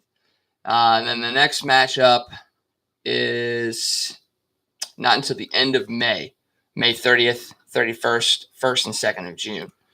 So, I mean, yeah, they've spread them out. But like I said, last year, I believe it was, I think they played a majority of their games in the first month and a half of the season because it seemed like every Sunday night it was Yankees Red Sox. Well, it always seems like Sunday night Yankees Red Sox. That's true too. And those games usually last 4 hours and 30 minutes? As far as pretty much. And as far as ESPN's concerned, those are the only 2 teams that play in Major League Baseball. So, and the Dodgers. I don't even care about the Dodgers all that much. It's all Yankees Red Sox and Cubs. No, Cubs they care about because. Let's be honest, the Cubs are Major League Baseball's baby ever since they won the World Series. I don't think so. They were for a little bit. I think that's already worn off. Like Harold Reynolds, after the Cubs won the World Series, he said this, and I cannot believe he said this. The Cubs are going to be like the 90s Bulls. Well, there was a lot of people that were saying that. It wasn't just Harold Reynolds. There were a lot of people that thought the Cubs were a dynasty. Did you think so? No, because they're the Cubs. They didn't have the pitching. No, they bought old pitching and they never developed anything. So yeah, all those people that were mad that the Cardinals didn't get you, Darvish. How do you feel about that move now? Price too. I know that's a different team, but Price too. Well, Price was good for the Red Sox. I would still take David Price on this team. Did you see that the Red Sox are already saying? And there's another rumor. The Red Sox shopping him. The Red Sox are already saying that if they don't turn things around, they're probably going to shop not only him but also Mookie Betts. I could. Oh, wow! Bader for Betts. Yeah, that's gonna. Yeah, if the Red Sox took that, I would be on board. Yeah, Red Sox aren't dumb, they're not idiots. Well, the Flyers. Well, but how much are they going to get for Mookie Betts? Because he's already said he's not signing. He's going to free agency and getting every penny that he can. So, I mean, do you really try to make that trade if you're another? I mean, somebody will. Oh yeah, someone will if it's got 2 more years of control, right? After this year, I think he's a free agent after next year. I believe he's a free agent. Yeah, after next year. Okay. So I mean, yeah, you got him for basically you have him for a year and a half essentially, which for a team that's like one player away essentially, yeah, you probably make that trade and you probably go into that win now mentality of at least one of the next 2 years are going to be in the World Series. Imagine if the Yankees and the Red Sox made that deal together. The Red Sox would make that deal. When the Yankees have 15 outfielders now, what are they going to do with Mookie Betts? Granted, 13 of them are on the DL, so I think Judge just went on the DL too. Yeah, I think Luke Voigt's the only starting player from their playoff roster that's on the team right now. Gardner, Brett Gardner. I don't even think he's on the. No. Yeah, he's on the roster. He's playing. He was on their opening day, but he wasn't starting. He wasn't a starting playoff roster. I meant lineup. Sorry, starting lineup from the playoffs. Voigt's the only guy that's playing right now. I mean, that's talk about being snake bitten right there. That's what about terrible. Torres? He's hurt, I think. No, he's not. Gleyber Torres is not hurt. Okay, cool. Yeah. Okay, maybe there's 2 of the 9. Sorry, Joe. Sorry, we're not a Yankees fans, Joe. I am a closet Yankee fan. Sorry. Yeah, I was in the closet about something, but not what you thought. I think you're still there for that one. But no, I don't know. Where did you read that? What? The Red Sox would. It's been reported by a bunch of people. John Palmerosi, I'm guessing, and Major League Baseball. I saw it on Major League Baseball. I heard it on KMOX yesterday. Actually, Tom Ackerman was talking about it. So I mean, it's widely reported. It's not just a David Price even went public and was talking about it. I don't know why you would trade David Price. Now I think the Yankees are going to get Red Sox are going to get better. I don't know why you. Do you think they have the syndrome of the 2007 Cardinals in a sense that they kept that team together, like they kept the 2006 team together?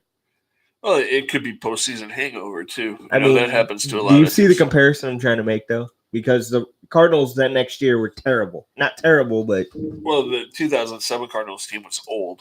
You had to beat up Scott Rowland. You had to beat up David Eckstein. You lost Chris Carpenter for this. I mean, there are some similarities there, but I think the Red Sox are a younger team. I think it's more just a World Series hangover. And Chris Sale's been really, really bad. I think there's something wrong with him. And it's possible. He's lost a lot of weight. I mean, there were talks during the playoffs. He just didn't look right in the playoffs last year. Even if they did win the World Series, he just didn't look good. Yeah, it's hard to say. That's why you don't give pitchers big contracts, as far as I'm concerned. Totally agreed.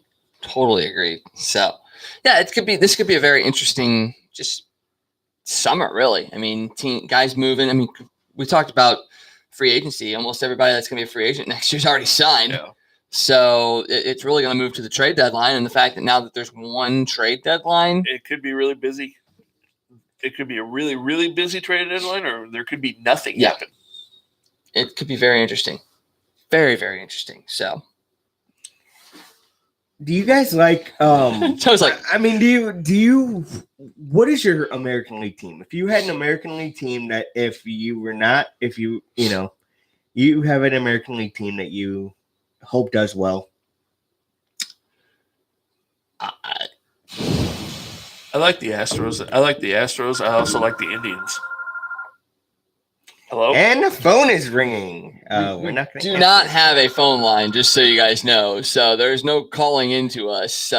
We hope to get that up soon, but there has to be some talk before then. We need a screener, essentially. Yes, we need a screener, essentially. It would make for a very entertaining show. I think Joe would get even more sidetracked if we had phone calls. Yeah, I think he'd get more sidetracked if we had phone calls. No, so that's a good thing. I don't. No, I'm a Oakland fan. I like the team colors. I like the underdog story. Team on the outs that no one ever expects anything for. I'm not a Moneyball fan in any sense of the word, but I do like the underdog. So yeah, Oakland would probably be that team. I've always liked Oakland too. Ricky Henderson was one of my favorite players. Yep. Like you said, Houston. That brought up a good point because I love how that team's constructed. Now I wonder that has a lot to do with. I'm always going to hate Houston they were a rival in the Central for so long. That's true too. Well, who's the guy that left here and went to Houston? Jeff Lunau. Yep. The general manager. Yeah. That's why I'm always going to like Houston because he. Why? Because he took all of our secrets there and we tried to hack him back. We hacked him back. But have you noticed, though, that our minor league system it's been good, but it hasn't been as what it could have been ever since he left. Did they back the wrong horse on that? Who knows? It's possible. Now, my father watches a lot of baseball, like the MLB Network. And he keeps talking about Lourdes Gurriel Jr. He was in the Cardinal minor league system, right? For Toronto. And he, after that, had to be traded away or something after the hacking scandal. Didn't we lose like a prospect? I don't know if they lost prospects. I know they lost a bunch of money and couldn't draft anything. International money and all that kind of stuff. Yeah, I don't think they took any players from us. I think that would have been illegal. Not that what the Cardinals did was legal, but I don't think you could have done that. But yeah, I mean, obviously there's players that have gotten away from the Cardinals that we traded away or free agency or what have you, that looking back, you're like, oh man, I really wish we would have kept that one. I mean, how nice would it be to have Alcantara on this team right now or something just along those lines. But I mean, that's the thing about sports and all that stuff. You just never know. Although that trade's looking pretty good with Miami right now. Oh, yeah. The real Marcell Ozuna finally. See, all I had to do was climb on a wall and fall off. Should have done this last year. Joe made that point earlier. He called me and he was like, ever since he fell off the wall, he's been on a tear. I don't know. Sometimes I think you said this. Sometimes it takes embarrassment for a guy to wake up and actually. Well, I mean, come on. What do you want them to be talking about? The fact that you fell off of a wall, or the fact that you've hit 8 home runs in 6 games? I mean, that's not the stat line, but I'm just saying, what would you rather be talking about? And when he hits the ball, does anybody hit it harder than he does? No, not at all. That thing is just smoked. Unbelievable. Any chance the Cardinals try to re-sign him? I don't know. At this point, no. But give me another 2 months of him producing at the same level. Maybe I change my mind. I mean, once again, it's going back to you have to look at track record. Right. And if the track record extends, yeah, of course, you probably have to. But if it goes back to if he cools off for the rest of the year, probably not. So at this point, no. Maybe in a couple months, yes. So, do any of you guys want to let's talk high school sports? Why not? I want to talk about soccer. Well, yeah. Okay, there's all kinds of stuff to talk about. There's all kinds of stuff to talk about. Doesn't matter what order we're in. Well, we only got 19 minutes. Don't you want to save the best for last? This won't be a long segment. Okay, go ahead. Talk about some high school baseball. All right. So I got 3 games this week. This is more just a self-promotion. No. Okay. And then it's all about Joe. And then let's talk high school sports. I'm calling 3 games. No, so and that's all you need to know. The Melville baseball team is 6-10. This is a team that they have good pitching, very good pitching. The offense hasn't always been there. And I mean, you always talk about when you think the offense is bad, you always think non-competitive at bats, and it's always been that way. It's been that way for this team this year. Yes, there have been some days where Melville, their pitchers haven't pitched well, or they've given up runs early, and it just seems like this team goes into its shell after their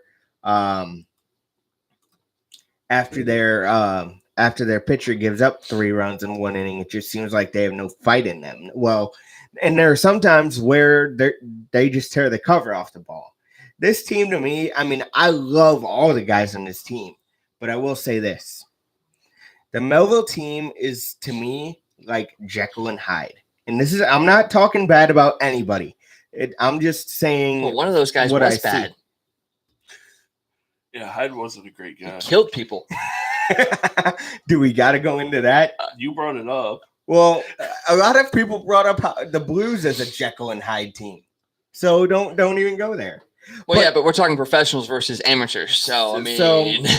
The next game Melville has, I'm just going to do a quick schedule read here. Because I don't have any interviews from the last week because the coach just had a baby.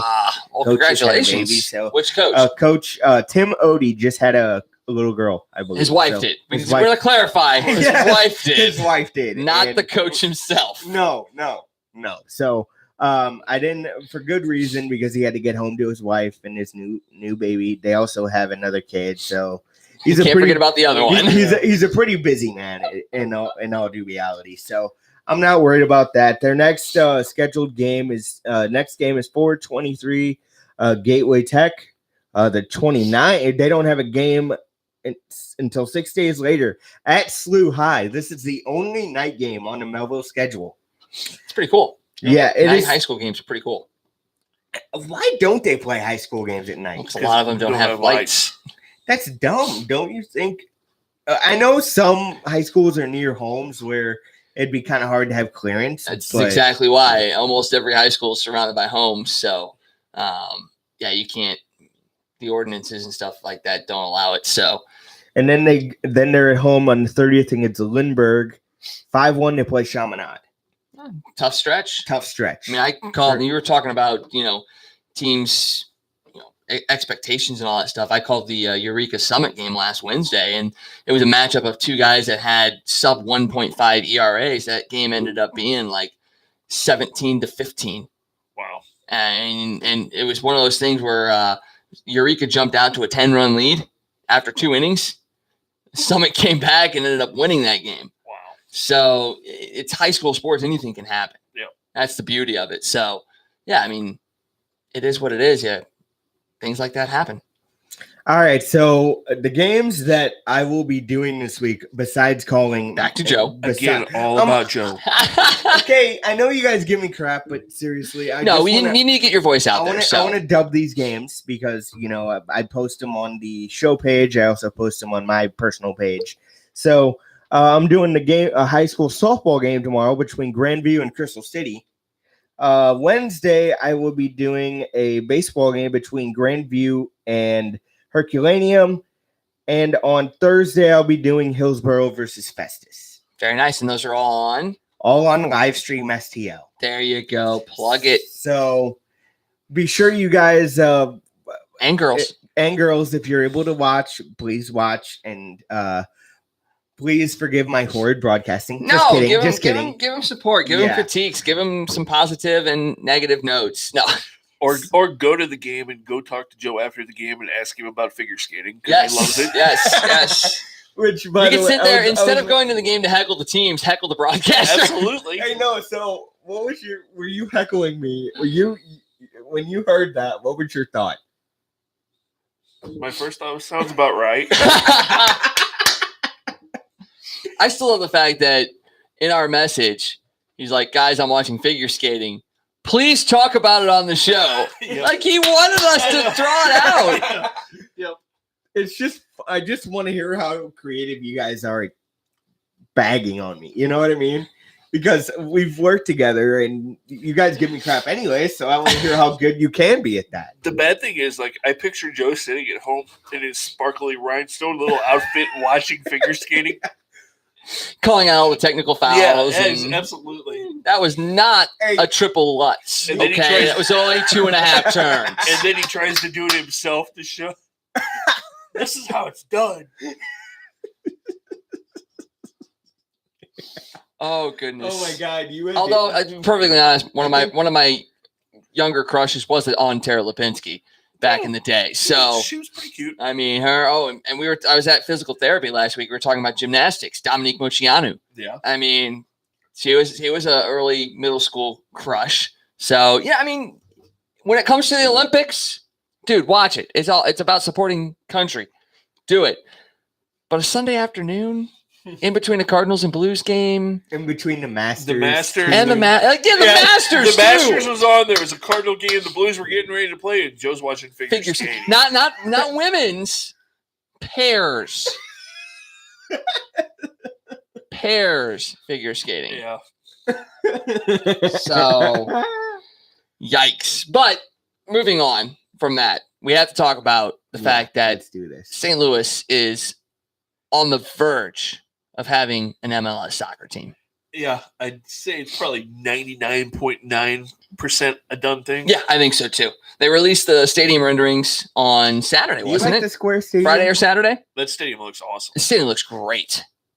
I mean, Emo's Pizza commented on that. They go, "Do you think something was inspired by that?" Well, they are going to be the Square Beyond compare. Yep. That's the thing. And if Emos doesn't get the naming rights for that, come on. But yeah, I like the fact, it's the covering, the roof covering is transparent. So natural sunlight will get through. It'll help things grow. The way they've got things cut out to allow views of downtown are incredible.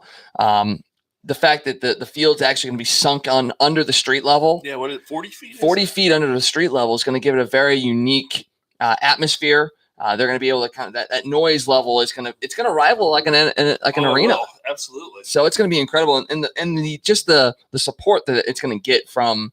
Imagine if they go out, they'll probably start playing sometime in the 2021-22 season, something like that. 22 or 23. Something along those lines. Could you imagine at that point a guy like an Eden Hazard who's going to be wrapping up his career. He comes and plays for the St. Louis team with the Bosnian population that we have here. I went to a Bosnia-Herzegovina game and fans came out in droves. Imagine having him be your designated player, maybe get a couple of, St. Louis guys like a Tim Ream or God forbid you're able to get a Josh Sargent that comes in here. That stadium is going to be absolutely packed. Well, and it's going to do so much for the city besides just soccer. You're going to have concerts. It's another place to have concerts. Plus, more than likely we'll have a World Cup game in St. Louis now in a few years. Yep. Yeah, that'd be unbelievable. You'd go to that. Oh, I totally would. Yeah. And then you also look at the fact that this is a female-driven, female-led ownership group, which would be the first in probably professional sports history. It's a local ownership group at that. Right. So that they're going to be pouring in St. Louis stuff all the way throughout. So I'm totally psyched for that. And I guess the next question is seeing as how we are pretty close to getting it, what team names you guys think could be out there? Well, you already named one of them. What's your mindset behind the whole 1764? Oh, for me, STL 1764 has got to be it. 1764 is the year that St. Louis was founded. Yep. And it just seems to fit. We're going back. It's a team of roots, and going back to the early roots of St. Louis. It's unique. It's different. There's precedent. There are teams in Europe that are named after dates and all that kind of stuff. Schalke 04 is one of them. There's a couple other ones out there that have dates and years and stuff associated with it. You can't do St. Louis FC. No. Obviously, they're a team. Right. You can't do Sporting St. Louis because you already got Sporting KC. You don't want to seem as you got a rivalry there, and then you have a rivalry with Chicago. That you have a rivalry with Nashville as well. So Atlanta, Louisville. There's going to be a lot of natural rivals, which is really good. STLFC, STLSC, soccer, and it doesn't seem you can't. I don't think you would go Steamers. No, you almost can't. So it just seems like the natural thing would be to do STL 1764. That would be cool. The cool logo would be like if you could do the 1764 and then do the arch with the St. Louis, like a silhouette of the St. Louis statue from Art Hill. Yeah. In the middle of it. Yeah. I think it'd be really, really cool. They could do a lot of really unique things with that. I think it'd just be something that the entire city could really get behind. Yeah. Because it's not, you're not naming it the Cardinals or the Blues. Yeah, the mascot, there's not a whole lot of mascots in soccer anyway. So it's not like you'd be trying to play it up as a mascot thing. And the branding could be all over the place. There's so much you could do with it. So I'm hoping they either have a naming competition or something like that, because I'm going to push hardcore for that to be the name of the MLS team coming in. The funny part, Chris Sargent, his dad was Josh Sargent. Chris, his dad, was my Uber driver one time. It was interesting, talking to him. He said he's going to move his family he was moving his family to play soccer overseas. In Germany? In Germany. Yeah. And I'm like, that's awesome.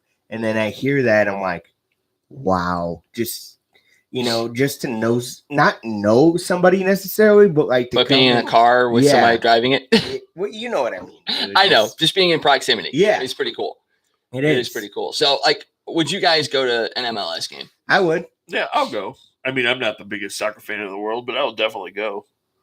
I'm excited. For me, I'm a niche sport kind of guy. So hockey and soccer are I'm a big baseball fan. I am a big football fan. For as much as I hate the fact that the Rams were ripped away and I don't like the NFL, I still like watching football. I still like watching the players and stories and stuff like that. So okay, so let's talk about football for a second. Please don't talk about the. No, I'm going. No, I want to ask you though. What'd you think of the less than watering announcement that Isaac Bruce wasn't coach, and we now have a guy that nobody really knows of? Everybody went who? Yeah, Yeah, that's the only thing I was going to talk about. I wasn't going to, But the fact that they didn't even reach out and make contact to guys like Bruce or Martz or anything like that, just not even. It's like they don't even know what St. Louis is about. That league's not going to last. It's going to be in. Hey, the AAF folded up 3 months after. Remember how excited you were about that when it started? Football! Football after the Super Bowl. No. Oh, goodness gracious. Real quick, though, talking about football, anybody got any guesses on where Drew Lock goes on Thursday night? Because the draft is this week. Everything I've been hearing is he's going to Denver. And I think that would be terrible for him. I don't think he would flourish in Denver at all. I think he needs to go to I would love to see him go to I think he should be drafted. I think the Giants should pick him up. Doesn't sound like they have much interest. I know. I heard a little Miami rumor. What about Washington? Why? It sounds like Washington's going to get quarterback from Arizona. One they drafted first last year. Rosenthal, is that his name? What is his name? I don't even remember. You know who? That's how much out of NFL. You know who draft I'd like to see? You know who I'd like to see draft him? Arizona. See if they wanted because I've heard they're not going to draft Kyler Murray. Kyler Murray's going to Arizona. So. Last I heard he wasn't. Now, obviously, that's probably a smokescreen. Yeah, but I don't know. I think if Arizona's smart, which who knows if they are, you trade away that number 1 pick and get a haul and rebuild your team. Because what do they got right now? They've got Rosen, who's pretty good. They'll have an aging Larry Fitzgerald again.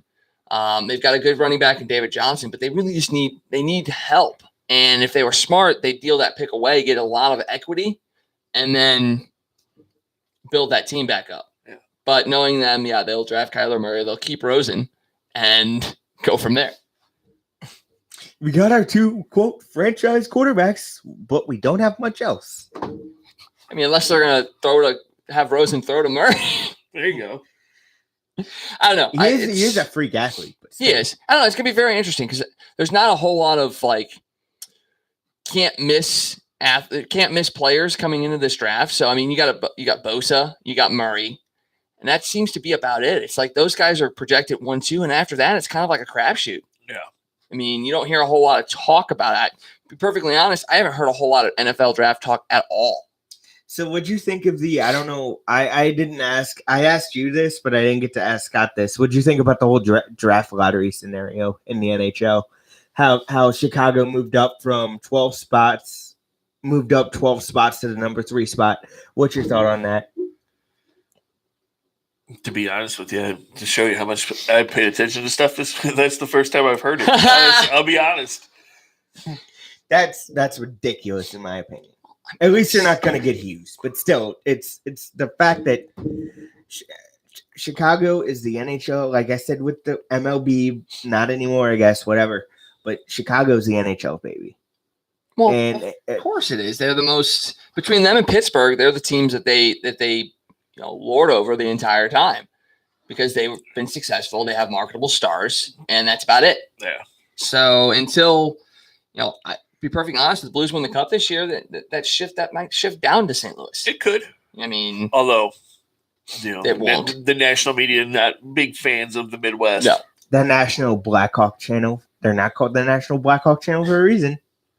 Well, they got a bunch of former Blackhawk players as analysts. Ronick and Olchek. I love Olchek though. What do you think? Really? Yeah. He doesn't seem too. He is homeristic. He is completely homeristic. Do you like Milbury? Okay, let's talk about this. On NBC, do you like anybody from NBC? I like Doc Emmerich. And that's it? That's it. You don't like I know you actually Kenny Albert's not terrible. No, Kenny Albert's I think Kenny Albert's actually pretty good. So I'll How about backtrack. John Forsland? How about Pierre? That was a joke. There should have been a. Hey, we went through 2 hours. We didn't even talk about the NBA playoffs because everybody's paying attention to that. Wait, LeBron's still in, right? No. Yeah. I think the Lakers are going to the championship. Pretty sure. Wow. I think they've already won it. Actually, I can't believe Boston has swept Indiana. I do. I mean, Boston's pretty good. I think Boston's probably your favorite. Boston, Milwaukee. Milwaukee's good. Milwaukee is. Watch out for Toronto, though. The East is actually not bad. No, in the West there's Golden State. And then everybody else. Yeah. Portland. Watch out for Portland. Yeah. I'd say Portland could be a big surprise out of the Golden West. State's not going to be there. We'll see. We'll see. All right. Well, this was a good show. I had a great time as always, guys. I'm here with Michael Wagswagon Connect and Scott Tobin. And Scott Tobin. I'm Joe Hamilton. We will see you guys next week.